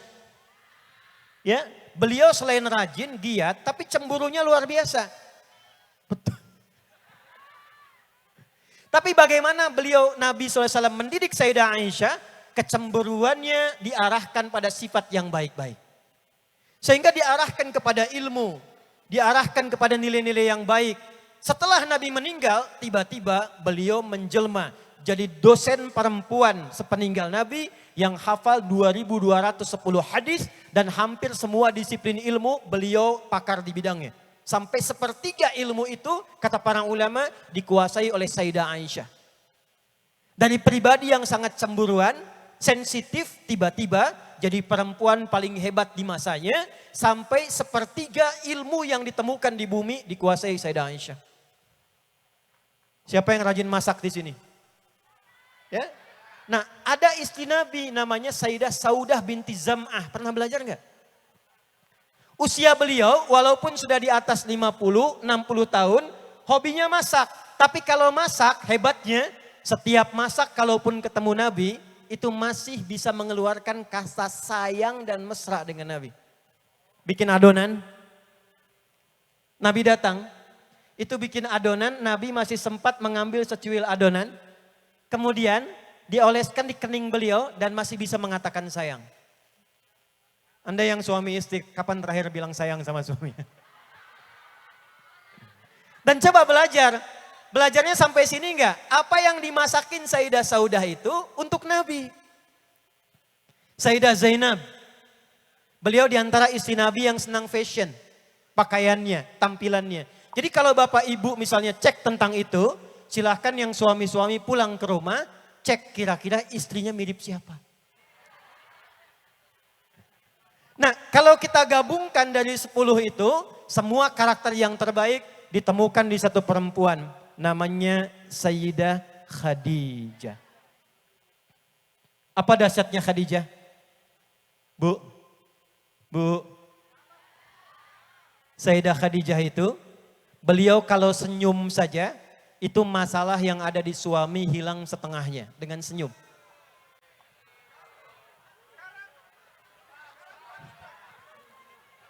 Tar dulu, sebelum sekarang tar dulu. Nih Makassar pengen cepet aja nih. Lihat ya. Baru senyum, lihat di Al-Bukhari. Nomor hadis yang ketiga. Kitab Badil Wahyi. Itu Nabi naik ke Gua Hira. Dari rumahnya lewat 4 bukit. Jaraknya 6 kilo. Sampai di bawah bukit naik ke atas 700 meter. Jadi 6 kilo lewat 4 bukit. Dari bawah naik lagi 700 meter. Sampai di atas, wahyu belum turun setelah Iqra. Belum turun. Sampai siang seperti sekarang, beliau putuskan pulang ke rumah. Di tengah jalan tiba-tiba ada yang manggil. Muhammad. Muhammad. Tengok kanan kiri nggak ada orang, depan belakang kosong ke atas. Kata beliau ada makhluk besar seperti duduk antara langit dan bumi manggil ya Muhammad, ya Muhammad. Saya tanya Mas nih yang dari Sulawesi nih. Udah bubar nih semuanya. Namanya siapa Mas? Pas lagi Muhammad tuh. Mas Faisal aja ya. Ini udah kosong, melompong, tiba-tiba ketinggalan pulang. Begitu pulang ada panggilan. Faisal. Faisal. Nengok kanan, kiri, depan, belakang gak ada orang. Lihat ke atas, baju putih, rambut agak panjang, besar. Nengok gini, Faisal. Respon Anda apa? Apa? Lihat responnya. Kata Nabi, ini sifat kemanusiaan Nabi. Fara'ibtu minhu, maka bulu kuduku naik, aku merasa khawatir, aku takut. Sisi kemanusiaan Nabi ada takutnya. Takut itu boleh, takut pada yang baik itu boleh, karena itu fitrah. Sedang duduk dengar suara singa bisa di belakang, takut gak? Ya, kan gak mungkin, apa sih? Kan gak mungkin. Ya, takut itu alami, naruriyah. Yang salah itu takut kepada hal-hal yang baik. Mau sholat jamaah takut. Mau sodakoh takut. Mau senyum takut. Itu yang salah. Maka kata Nabi, fara'ibtu minhu, aku merasa khawatir, takut. Aku percepat jalanku. Tiba-tiba sampai rumah, beliau ucapkan salam. Dibuka pintu oleh Sayyidah Khadijah. Melihat wajah Sayyidah Khadijah, itu setengah takutnya hilang. Setengah masalahnya hilang. Cuma lihat wajahnya. Bisa nggak tuh pulang ke rumah lihat wajah istri? Setengah masalah nambah. Setengah masalah nambah. Ini setengah masalah hilang. Kemudian lihat kalimatnya, kata Nabi, zammiluni, zammiluni, selimuti aku, selimuti aku. Maka ke kamar beliau, diselimuti Sayyidah Khadijah, nggak berhenti sampai situ. Perhatikan kalimatnya. Au kama qalat. Lihat saya terjemahkan bebas saja supaya lebih terasa feel-nya. Suamiku sayang, engkau itu orang baik. Tidak pernah punya musuh, penopang anak yatim, penolong orang-orang lemah, yakinkan pada hatimu yang paling dalam, aku akan selalu bersamamu dalam suka dan duka. Enggak, saya tanya pada Anda, jika pasangan Anda punya masalah di kantor, datang ke rumah, adakah pernah kalimat itu keluar di lisan Anda sebagai istri? Atau jangan-jangan yang keluar statusnya? Suamiku hari ini gelisah, kenapa ya? Nah itu belum disebut milenial. Ya, yang didasarkan pada sunnah. Milenial Qurani tidak pernah dia bergerak kecuali dengan dasar-dasar tuntunan nabinya. Maka saran saya yang pertama, coba sesuai sifatnya sekarang keluarkan ayat-ayat sesuai dengan topik kehidupan kita. Yang perempuan, keluarkan ayat perempuan. Yang laki-laki, keluarkan ayat laki-laki. Ini ada seorang anak-anak yang lagi belajar, kuliah, bekerja. yang belum menikah, pernahkah mengeluarkan ayat tentang anak? Ayat tentang ibu? Ayat tentang hidup bertetangga? Anda selalu mengatakan kami di sini minoritas, muslimnya sedikit, hanya 5%. Bukankah Nabi pernah tinggal di Mekah dalam keadaan minoritas? Pernah nggak belajar tentang fikih minoritas? Fikih Mekah 10 tahun. Maka Fosfit datang, kumpul dengan teman-teman yang lain. Ada yang PCI-NU, ada yang PCI-M, ada yang ormas lain. Saya dengar ada 90 ormas di sini ya. Kurang lebih, 9 lagi jadi Asmaul Husna tuh. 99. Ya, coba keluar, datang, duduk, pelajari. Bagaimana kehidupan Nabi di Mekah. Berinteraksi dengan teman-teman tetangga kita yang non-muslim, yang beda keyakinan, beda negara, fikihnya ada.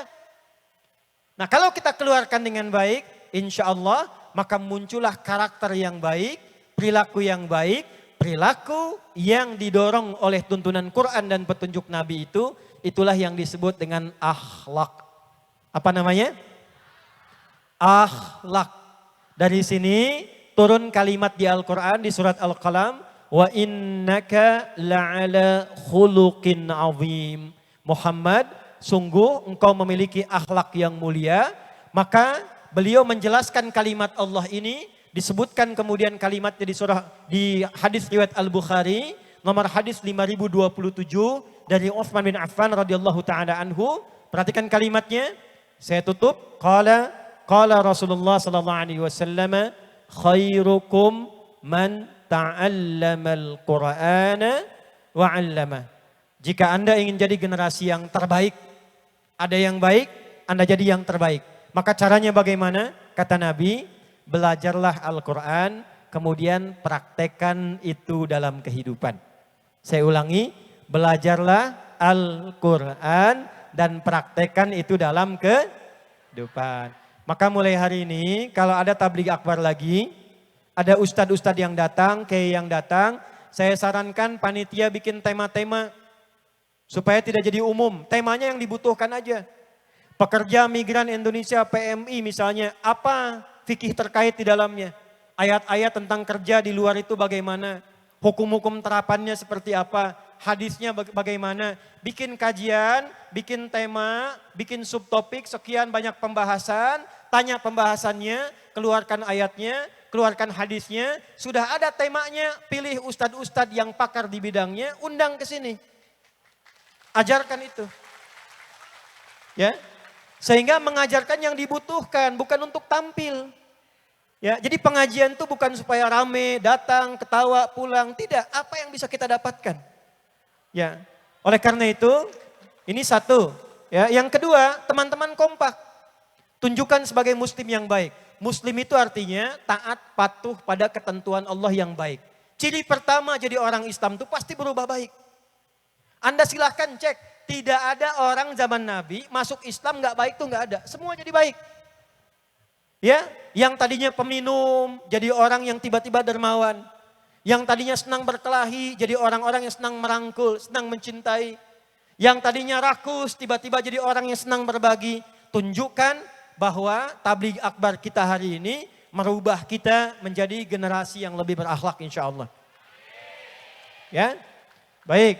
Karena itu yang terakhir, saya insya Allah akan sangat membersamai teman-teman di sini yang Fosmit, yang macam-macam. Kalau ada agenda yang kira-kira bisa diperlukan, dilihat kami bisa membersamai, silakan hubungi. Ya, silakan. Mau misalnya belajar Quran, kita buka program online dari sini ke Jakarta bisa. Dan tidak perlu bayar. Ya, saya pun ke sini panitia nggak usah repot. Saya pulang tidak boleh ada yang kasih amplop, tidak boleh ada yang kasih uang. Panitia ya. Ya, saya ke sini datang bukan untuk mencari materi. Saya datang untuk menemui keluarga saya, teman-teman saya, ya, untuk kita ngaji bersama. Dan kalau ada yang perlu kita sama-sama dukung, kita dukung. Ya, Ustadz, kita mau bikin sekolah Islam pertama yang baik di Taiwan. Ayo, kita bikin. Ya, sama-sama bikin, kita semangat. Ustadz, ini ada daerah yang belum ada masjidnya. Ayo kita kumpul, bikin masjid. Sama-sama ya. Jadi kita hidupkan, tapi yang kedua tunjukkan kita muslim yang baik. Bikin perilaku yang tertib. Ya nanti akan ditanya itu siapa yang ribut. Oh itu jemaah pengajian kemarin yang kena pengajiannya. Ya tunjukkan dengan berjilbab ternyata akhlaknya lebih baik. Ternyata lebih ramah. Ya.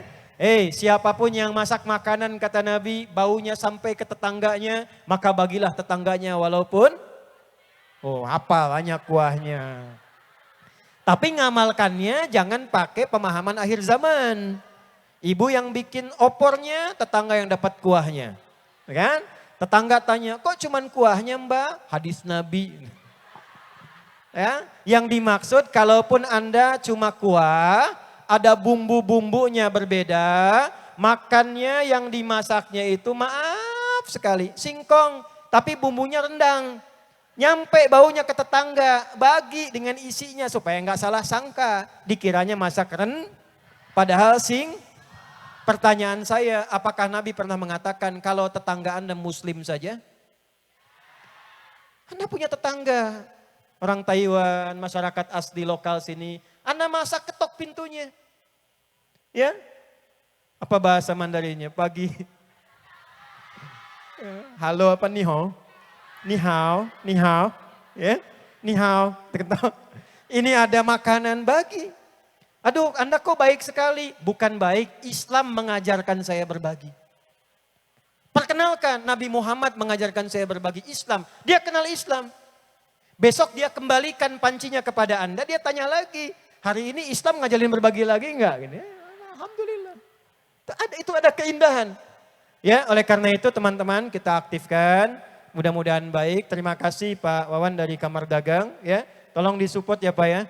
Ya dengan Pak Kepala di sini Pak Arif sudah sampai? Belum hadir ya. Kita doakan mudah-mudahan sehat ya. Baik semua, mohon nanti pemerintah Indonesia juga diperhatikan. Ya, warga kita di sini dibersamai, dibantu, mudah-mudahan diridhoi oleh Allah Subhanahu wa taala. Di sini ada yang hafal 30 juz enggak? Tidak, jujur banget, Bang. 20 juz. 10 juz. 5 juz. Baik. Sekarang mau nggak saya ajarkan 5 menit saja. 5 menit bisa hafal Quran dengan ayatnya, dengan nomornya, dengan posisinya. Mau? 5 menit ya. Baik, tapi sebelumnya saya tanya sebelum berakhir. Yang lokal dari sini yang mu'allaf ada? Oh belum. Belum, kita doakan mudah-mudahan sehat dan baik ya. Yang paling lama di Taiwan ada? Yang paling lama? 30 tahun?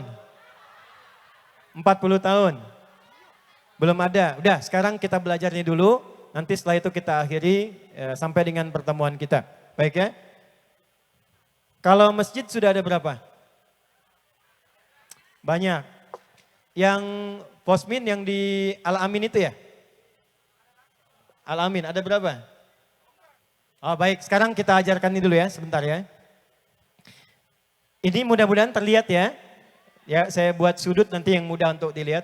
Ini perhatikan baik-baik karena kita semaksimal mungkin untuk support ini ya. Ya, saya datang sendiri, ngisi sendiri, nulis sendiri, ngapus juga sendiri. Kita siapkan pelan-pelan, bismillah.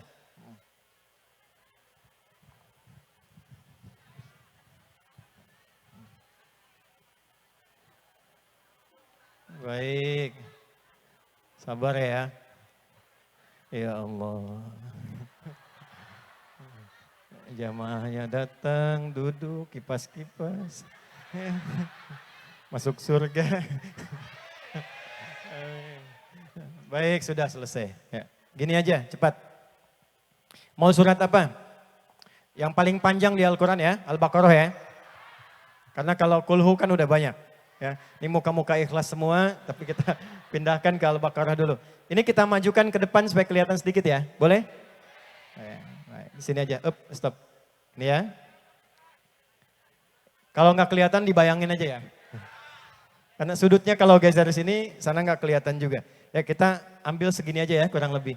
Saya bagi dua, lihat sini, fokus. Ini begini.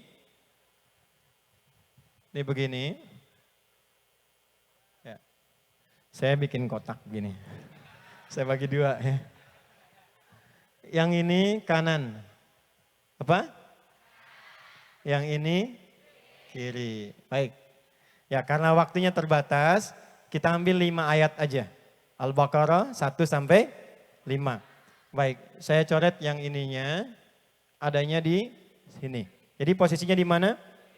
Jadi kalau kita buka mushaf, 1 sampai 5 adanya di sebelah kiri. Baik, saya tulis ya. 1 di sini. Kemudian 2 di sini.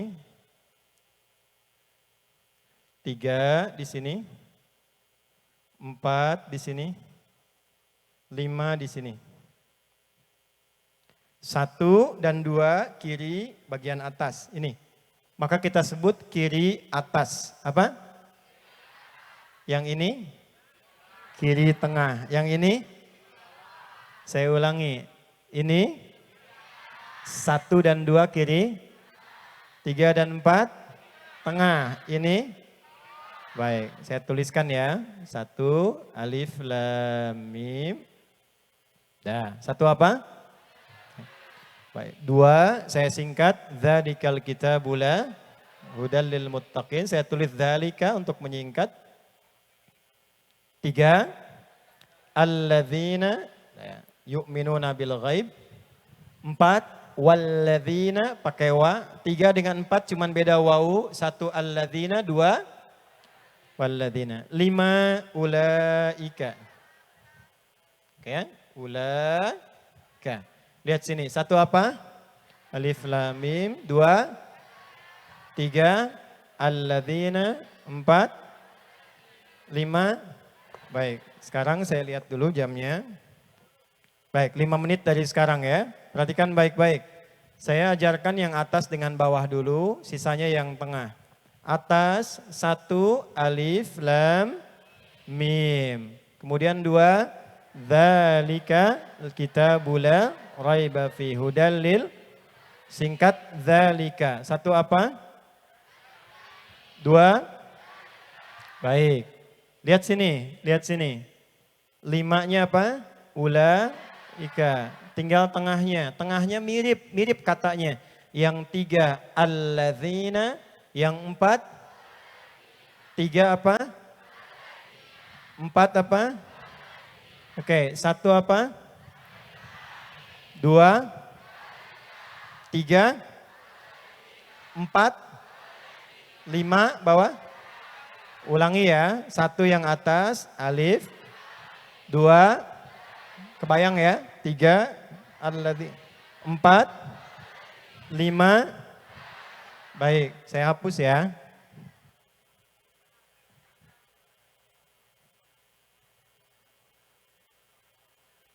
Oke, ulangi. 1 2 3 4 5. Saya acak ya. 5 4 3 2 1. Lihat tangan saya.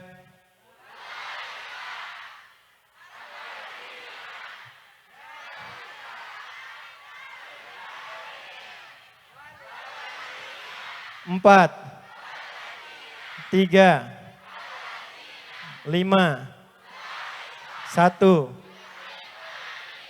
2 menit. Ya, oke, saya bacakan nih. Perhatikan, fokus. Jangan dijawab dulu ya.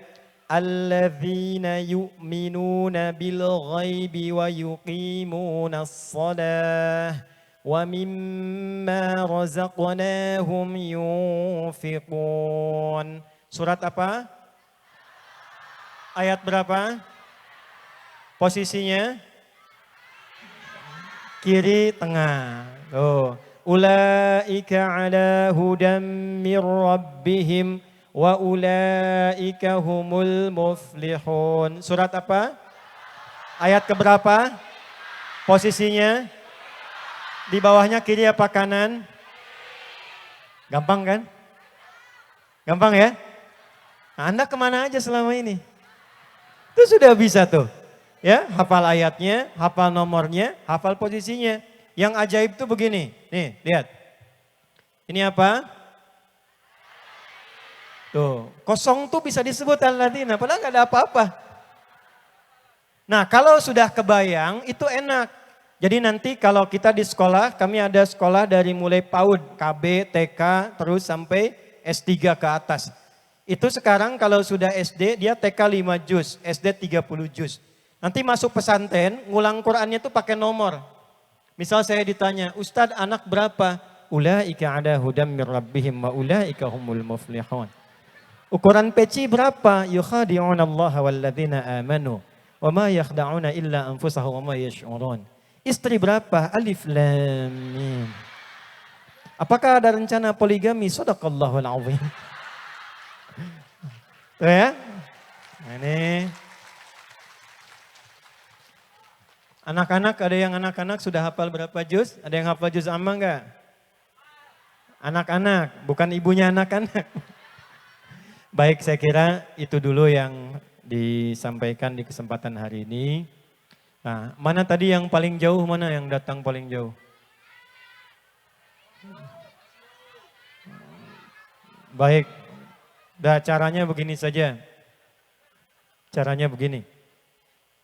Hadis terakhir yang saya bacakan, yang terakhir. Hadis terakhir. Siapa yang bisa bacakan lagi? Hadis yang terakhir tadi. Hadis yang terakhir, yang saya bacakan terakhir. Siapa yang bisa bacakan? Ya, Ibu, tolong dipinjamkan mic-nya. Ya, yang belakangnya itu, yang pakai kerudung pink, belakangnya Mbak. Silakan. Ya. Hadis ya, hadis terakhir yang saya bacakan tadi. Assalamualaikum Pak. Assalamualaikum warahmatullahi Ya, Bu. Al-Baqarah hadis terakhir ayat 5. Ya. Bismillahirrahmanirrahim. A'udzubillahi minasyaitonirrajim. Ulaika ala hudam mir rabbihim. Ya, terus Bu, terus. Ulaika ala hudam mir rabbihim wa ulaika humul muflihun. Bagus. Nah, luar biasa bagus Bu ya. Nah, itu namanya Al-Quran. Nanti kalau Nabi jelaskan, penjelasan Nabi disebut hadis. Firman Allah namanya Nah, karena Ibu sudah bacakan Qurannya, nah saya kasih $100. Terima kasih Pak. Nah, sekarang saya minta hadisnya. Hadis terakhir yang tadi saya bacakan. Belakang sana, silakan. Mbak. Tolong dikasih ke sana. Ini terakhir ya. Itu yang berdiri, Mas.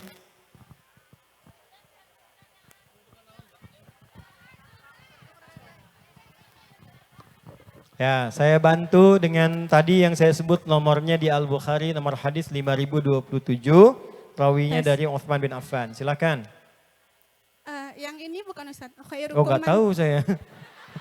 Nah, coba bacakan. Khairukum man ta'allamal Qur'an wa 'allamahu. Sebaik-baik dari kalian adalah yang mempelajari Al-Qur'an dan mengajarkannya. Baik, beri tepuk tangan dulu. Nah, Mbak E di sini bekerja atau belajar? Master degree Ustaz. Master degree. Dengan suami atau sendirian? Belum menikah. Belum menikah. Tuh ya, tuh yang cari-cari tuh. Betul. Baik. Ya, terima kasih untuk membacakan itu. Kita berikan hadiah umroh. Ya. Satu boleh berangkat nanti ya, insya Allah. Satu orang untuk mbaknya. Mudah-mudahan diberkahi oleh Allah Subhanahu wa Ta'ala. Boleh nggak buat Umi dulu? Boleh. Nanti Mas tolong buat ibunya ya. Buat uminya. Ya, terima kasih ya. Salam buat uminya, mudah-mudahan sehat semuanya. Saya kira itu yang bisa saya sampaikan. Terima kasih untuk teman-teman panitia. Ya, ini ada teman-teman Banser, terima kasih. Hari ini ada berapa orang ini teman-teman? Ya, terima kasih semuanya ya. Kemudian tim Hadrah, terima kasih hari ini. Panitia tanpa kecuali. Baik, kita berdoa, mudah-mudahan doa kita dikabulkan oleh Allah Subhanahu wa Ta'ala. Dan sebelum kita berdoa, saya mengucapkan terima kasih kepada Mayor juga, Wali Kota. Would like to appreciate to Mayor. Thank you for the support and may our moment this easier. May Allah Subhanahu wa Ta'ala bless you and make your activity easy. And also to Chief Police to support our activities today.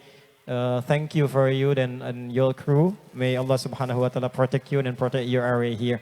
Terima kasih untuk semuanya. Kita berdoa, mudah-mudahan doa kita diterima Allah Subhanahu wa Ta'ala. Astaghfirullahalazim, astaghfirullahalazim, astaghfirullahalazim. Alladzi la ilaha illa huwal hayyul qayyum wa natubu ilaih. Allahumma nahmaduka hamdan syakirin kama 'allamtana an nahmadak hamdan na'imin kama 'allamtana an nahmadak antal muqaddim wa antal muakhir biyadikal khair innaka 'ala kulli syai'in qadir. Allahumma taqabbal minna innaka antas sami'ul 'alim wa tub 'alaina innaka antat tawwabur rahim. Rabbana la tada' lana fi maqamina hadza wa fi kulli maqamin dhanban illa ghafartah. Ya Allah, kalau ada pendosa hadir di sekitaran tabligh akbar ini, di majlis ini, tempat ini, jangan biarkan ia pulang kecuali Engkau telah ampuni seluruh dosa-dosanya. Wala hamman illa farajtah, jika ada di antara kami yang merasakan kegelisahan, mohon tenangkan keadaan jiwanya. Wala asiran illa yassartah, jika ada di antara kami yang sedang merasa kesulitan, mohon mudahkan segala kesulitannya. Wala maridan illa syafaitah, jika ada yang sakit, mohon sembuhkan dan angkat penyakitnya. Allahumma alif bainana waj'al jam'ana hadha jam'an marhuma wa tafarruqana min ba'dihi tafarruqan ma'suma. Ya Allah, lembutkan dan satukan hati kami dalam kebaikan. Jadikan pertemuan kami pertemuan yang menyatukan kasih sayang, cinta dan kebaikan di antara kami. Dan bila pun kami mesti berpisah, jadikan perpisahan kami menyatukan kami dalam kemuliaan dan kebaikan. Allahumma ya Allah ati anfusana taqwaha wa zakkiha anta khairu man zakkaha anta waliyuha wa maulaha. Rabbana yassir lana jami'a umurina wa khasatan fil mujtama' islami fi Taiwan bi syaklin 'ammah. Ya Allah, mohon berikan kemudahan, persatuan, kelancaran, kebaikan khususnya bagi warga-warga muslim terkhusus Indonesia di Taiwan keseluruhannya. Berikan kesehatan, kesejahteraan, kebaikan, keberkahan. Allahumma ya Allah ya arhamar rahimin. Rabbana atina fid dunya hasanah wa fil akhirati hasanatan wa qina adzabannar. Wa sallallahu ala sayyidina Muhammad wa ala alihi wa sahbihi ajma'in. Wa akhiru da'wana subhanakallahumma rabbana wa bihamdika nashhadu an la ilaha illa anta nastaghfiruka wa natubu ilaik. Walhamdulillahi rabbil alamin. Terima kasih. Nasrun minallah fathun qarib wa basyiril mu'minin wallahu muwaffiq ila aqwamit thariq. Assalamualaikum warahmatullahi wabarakatuh. Cek. Cik. Terima kasih kepada Bapak Ustadz Dr. Adi Hidayat LC MA PhD dari Indonesia. Subhanallah. Pada hari ini banyak ilmu yang kita dapat dari beliau. Semoga beliau diberikan kesehatan, panjang umur. Amin. Dan kita pulang dengan membawa ilmu dan hidayahnya dari Allah Subhanahu wa Ta'ala. Amin. Kami ucapkan juga terima kasih kepada seluruh panitia yang sudah mengadakan acara di siang hari ini hingga selesai. Tentunya semoga apa yang beliau sampaikan menjadikan ilmu untuk kita semuanya dan bermanfaat untuk sehari-harinya kita. Dan menjadikan kita jadi akhlak yang bermulia dan lebih berbuat baik kembali untuk kedepannya. Amin ya rabbal alamin. Dengan berakhirnya acara tadi dan doa juga. Dan doa juga berakhir pula acara Tabligh Akbar Milad Musholla PMI Al-Amin Zongli pada hari ini. Dan terima kasih kepada seluruh jamaah yang hadir pada hari ini. Dan juga seluruh panitia, pendukung acara yang sudah membantu acara di hari ini. Tentunya terima kasih banyak. Dan juga dari tim Hadroh, dari Sound System Wela Profesional Audio, dan juga dari Media Santri PCIN Taiwan Rantai Cangcung juga terima kasih yang sudah bekerja sama di siang hari ini hingga selesai. Kami berdua. Dan kami sebelum undur diri, ada pesan dari Bapak Panitia, himbauan. Oh ya, baik. Ini mohon maaf, ada info yang mungkin ada info kehilangan, yaitu jam tangan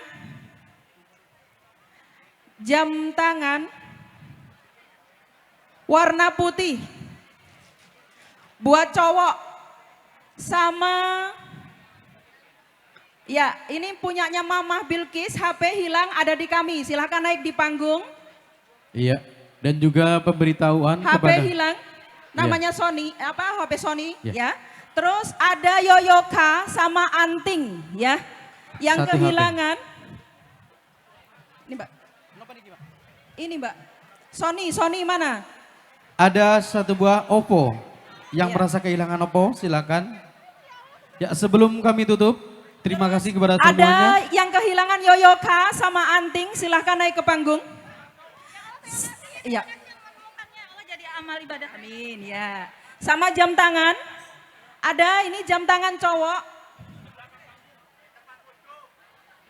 Di tempat wudhu ini ya, mungkin ada yang lupa. Ya, kami beritahukan kepada seluruh jamaah yang merasa bawa sampah tolong dimasukkan ke plastik sampah ya. Biar mempermudah untuk panitia membawa sampah dan memilah sampahnya. Terima kasih. Dan kami beritahukan kepada seluruh jamaah hati-hati di jalan. Dan kami beritahukan juga insya Allah pada bulan 9 tanggal 14 ada tablik akbar tepatnya di Salu. Insya Allah akan hadir Habib Anis. Monggo silakan hadiri ya. Di Taichung Salu. Di Taichung Salu, Habib Insya Allah Anis akan ada tablik hadir akbar kembali. bersama Habib Anis hadir ke Taiwan. Monggo silakan hadiri. Iya, sebentar. Saya infokan kembali yang terakhir ya. Yoyoka sama anting. Antingnya emas ini kayaknya. Oke. Dan sama jam. Nanti bisa cari di belakang panggung ya panitia. Terima kasih. Ya baik. Dari kami sebelum kami undur diri mohon maaf. Apabila Ada dari kata-kata awal ya. hingga akhir ya ada kata-kata yang kurang berkenan dari kami semuanya, kami mohon maaf. Dan saya Iya. Nanur Aini. Saya Muhtadi melalui Angkatan Darat saya mohon maaf yang setinggi-tingginya. sebesar-besarnya. Melalui Angkatan Laut saya mohon maaf yang sedalam-dalamnya. Melalui Angkatan Darat saya mohon maaf yang seluas-luasnya. seluas-luasnya. Sampai jumpa di berikut kata pertemuan berikut. Akhir Dan- kala.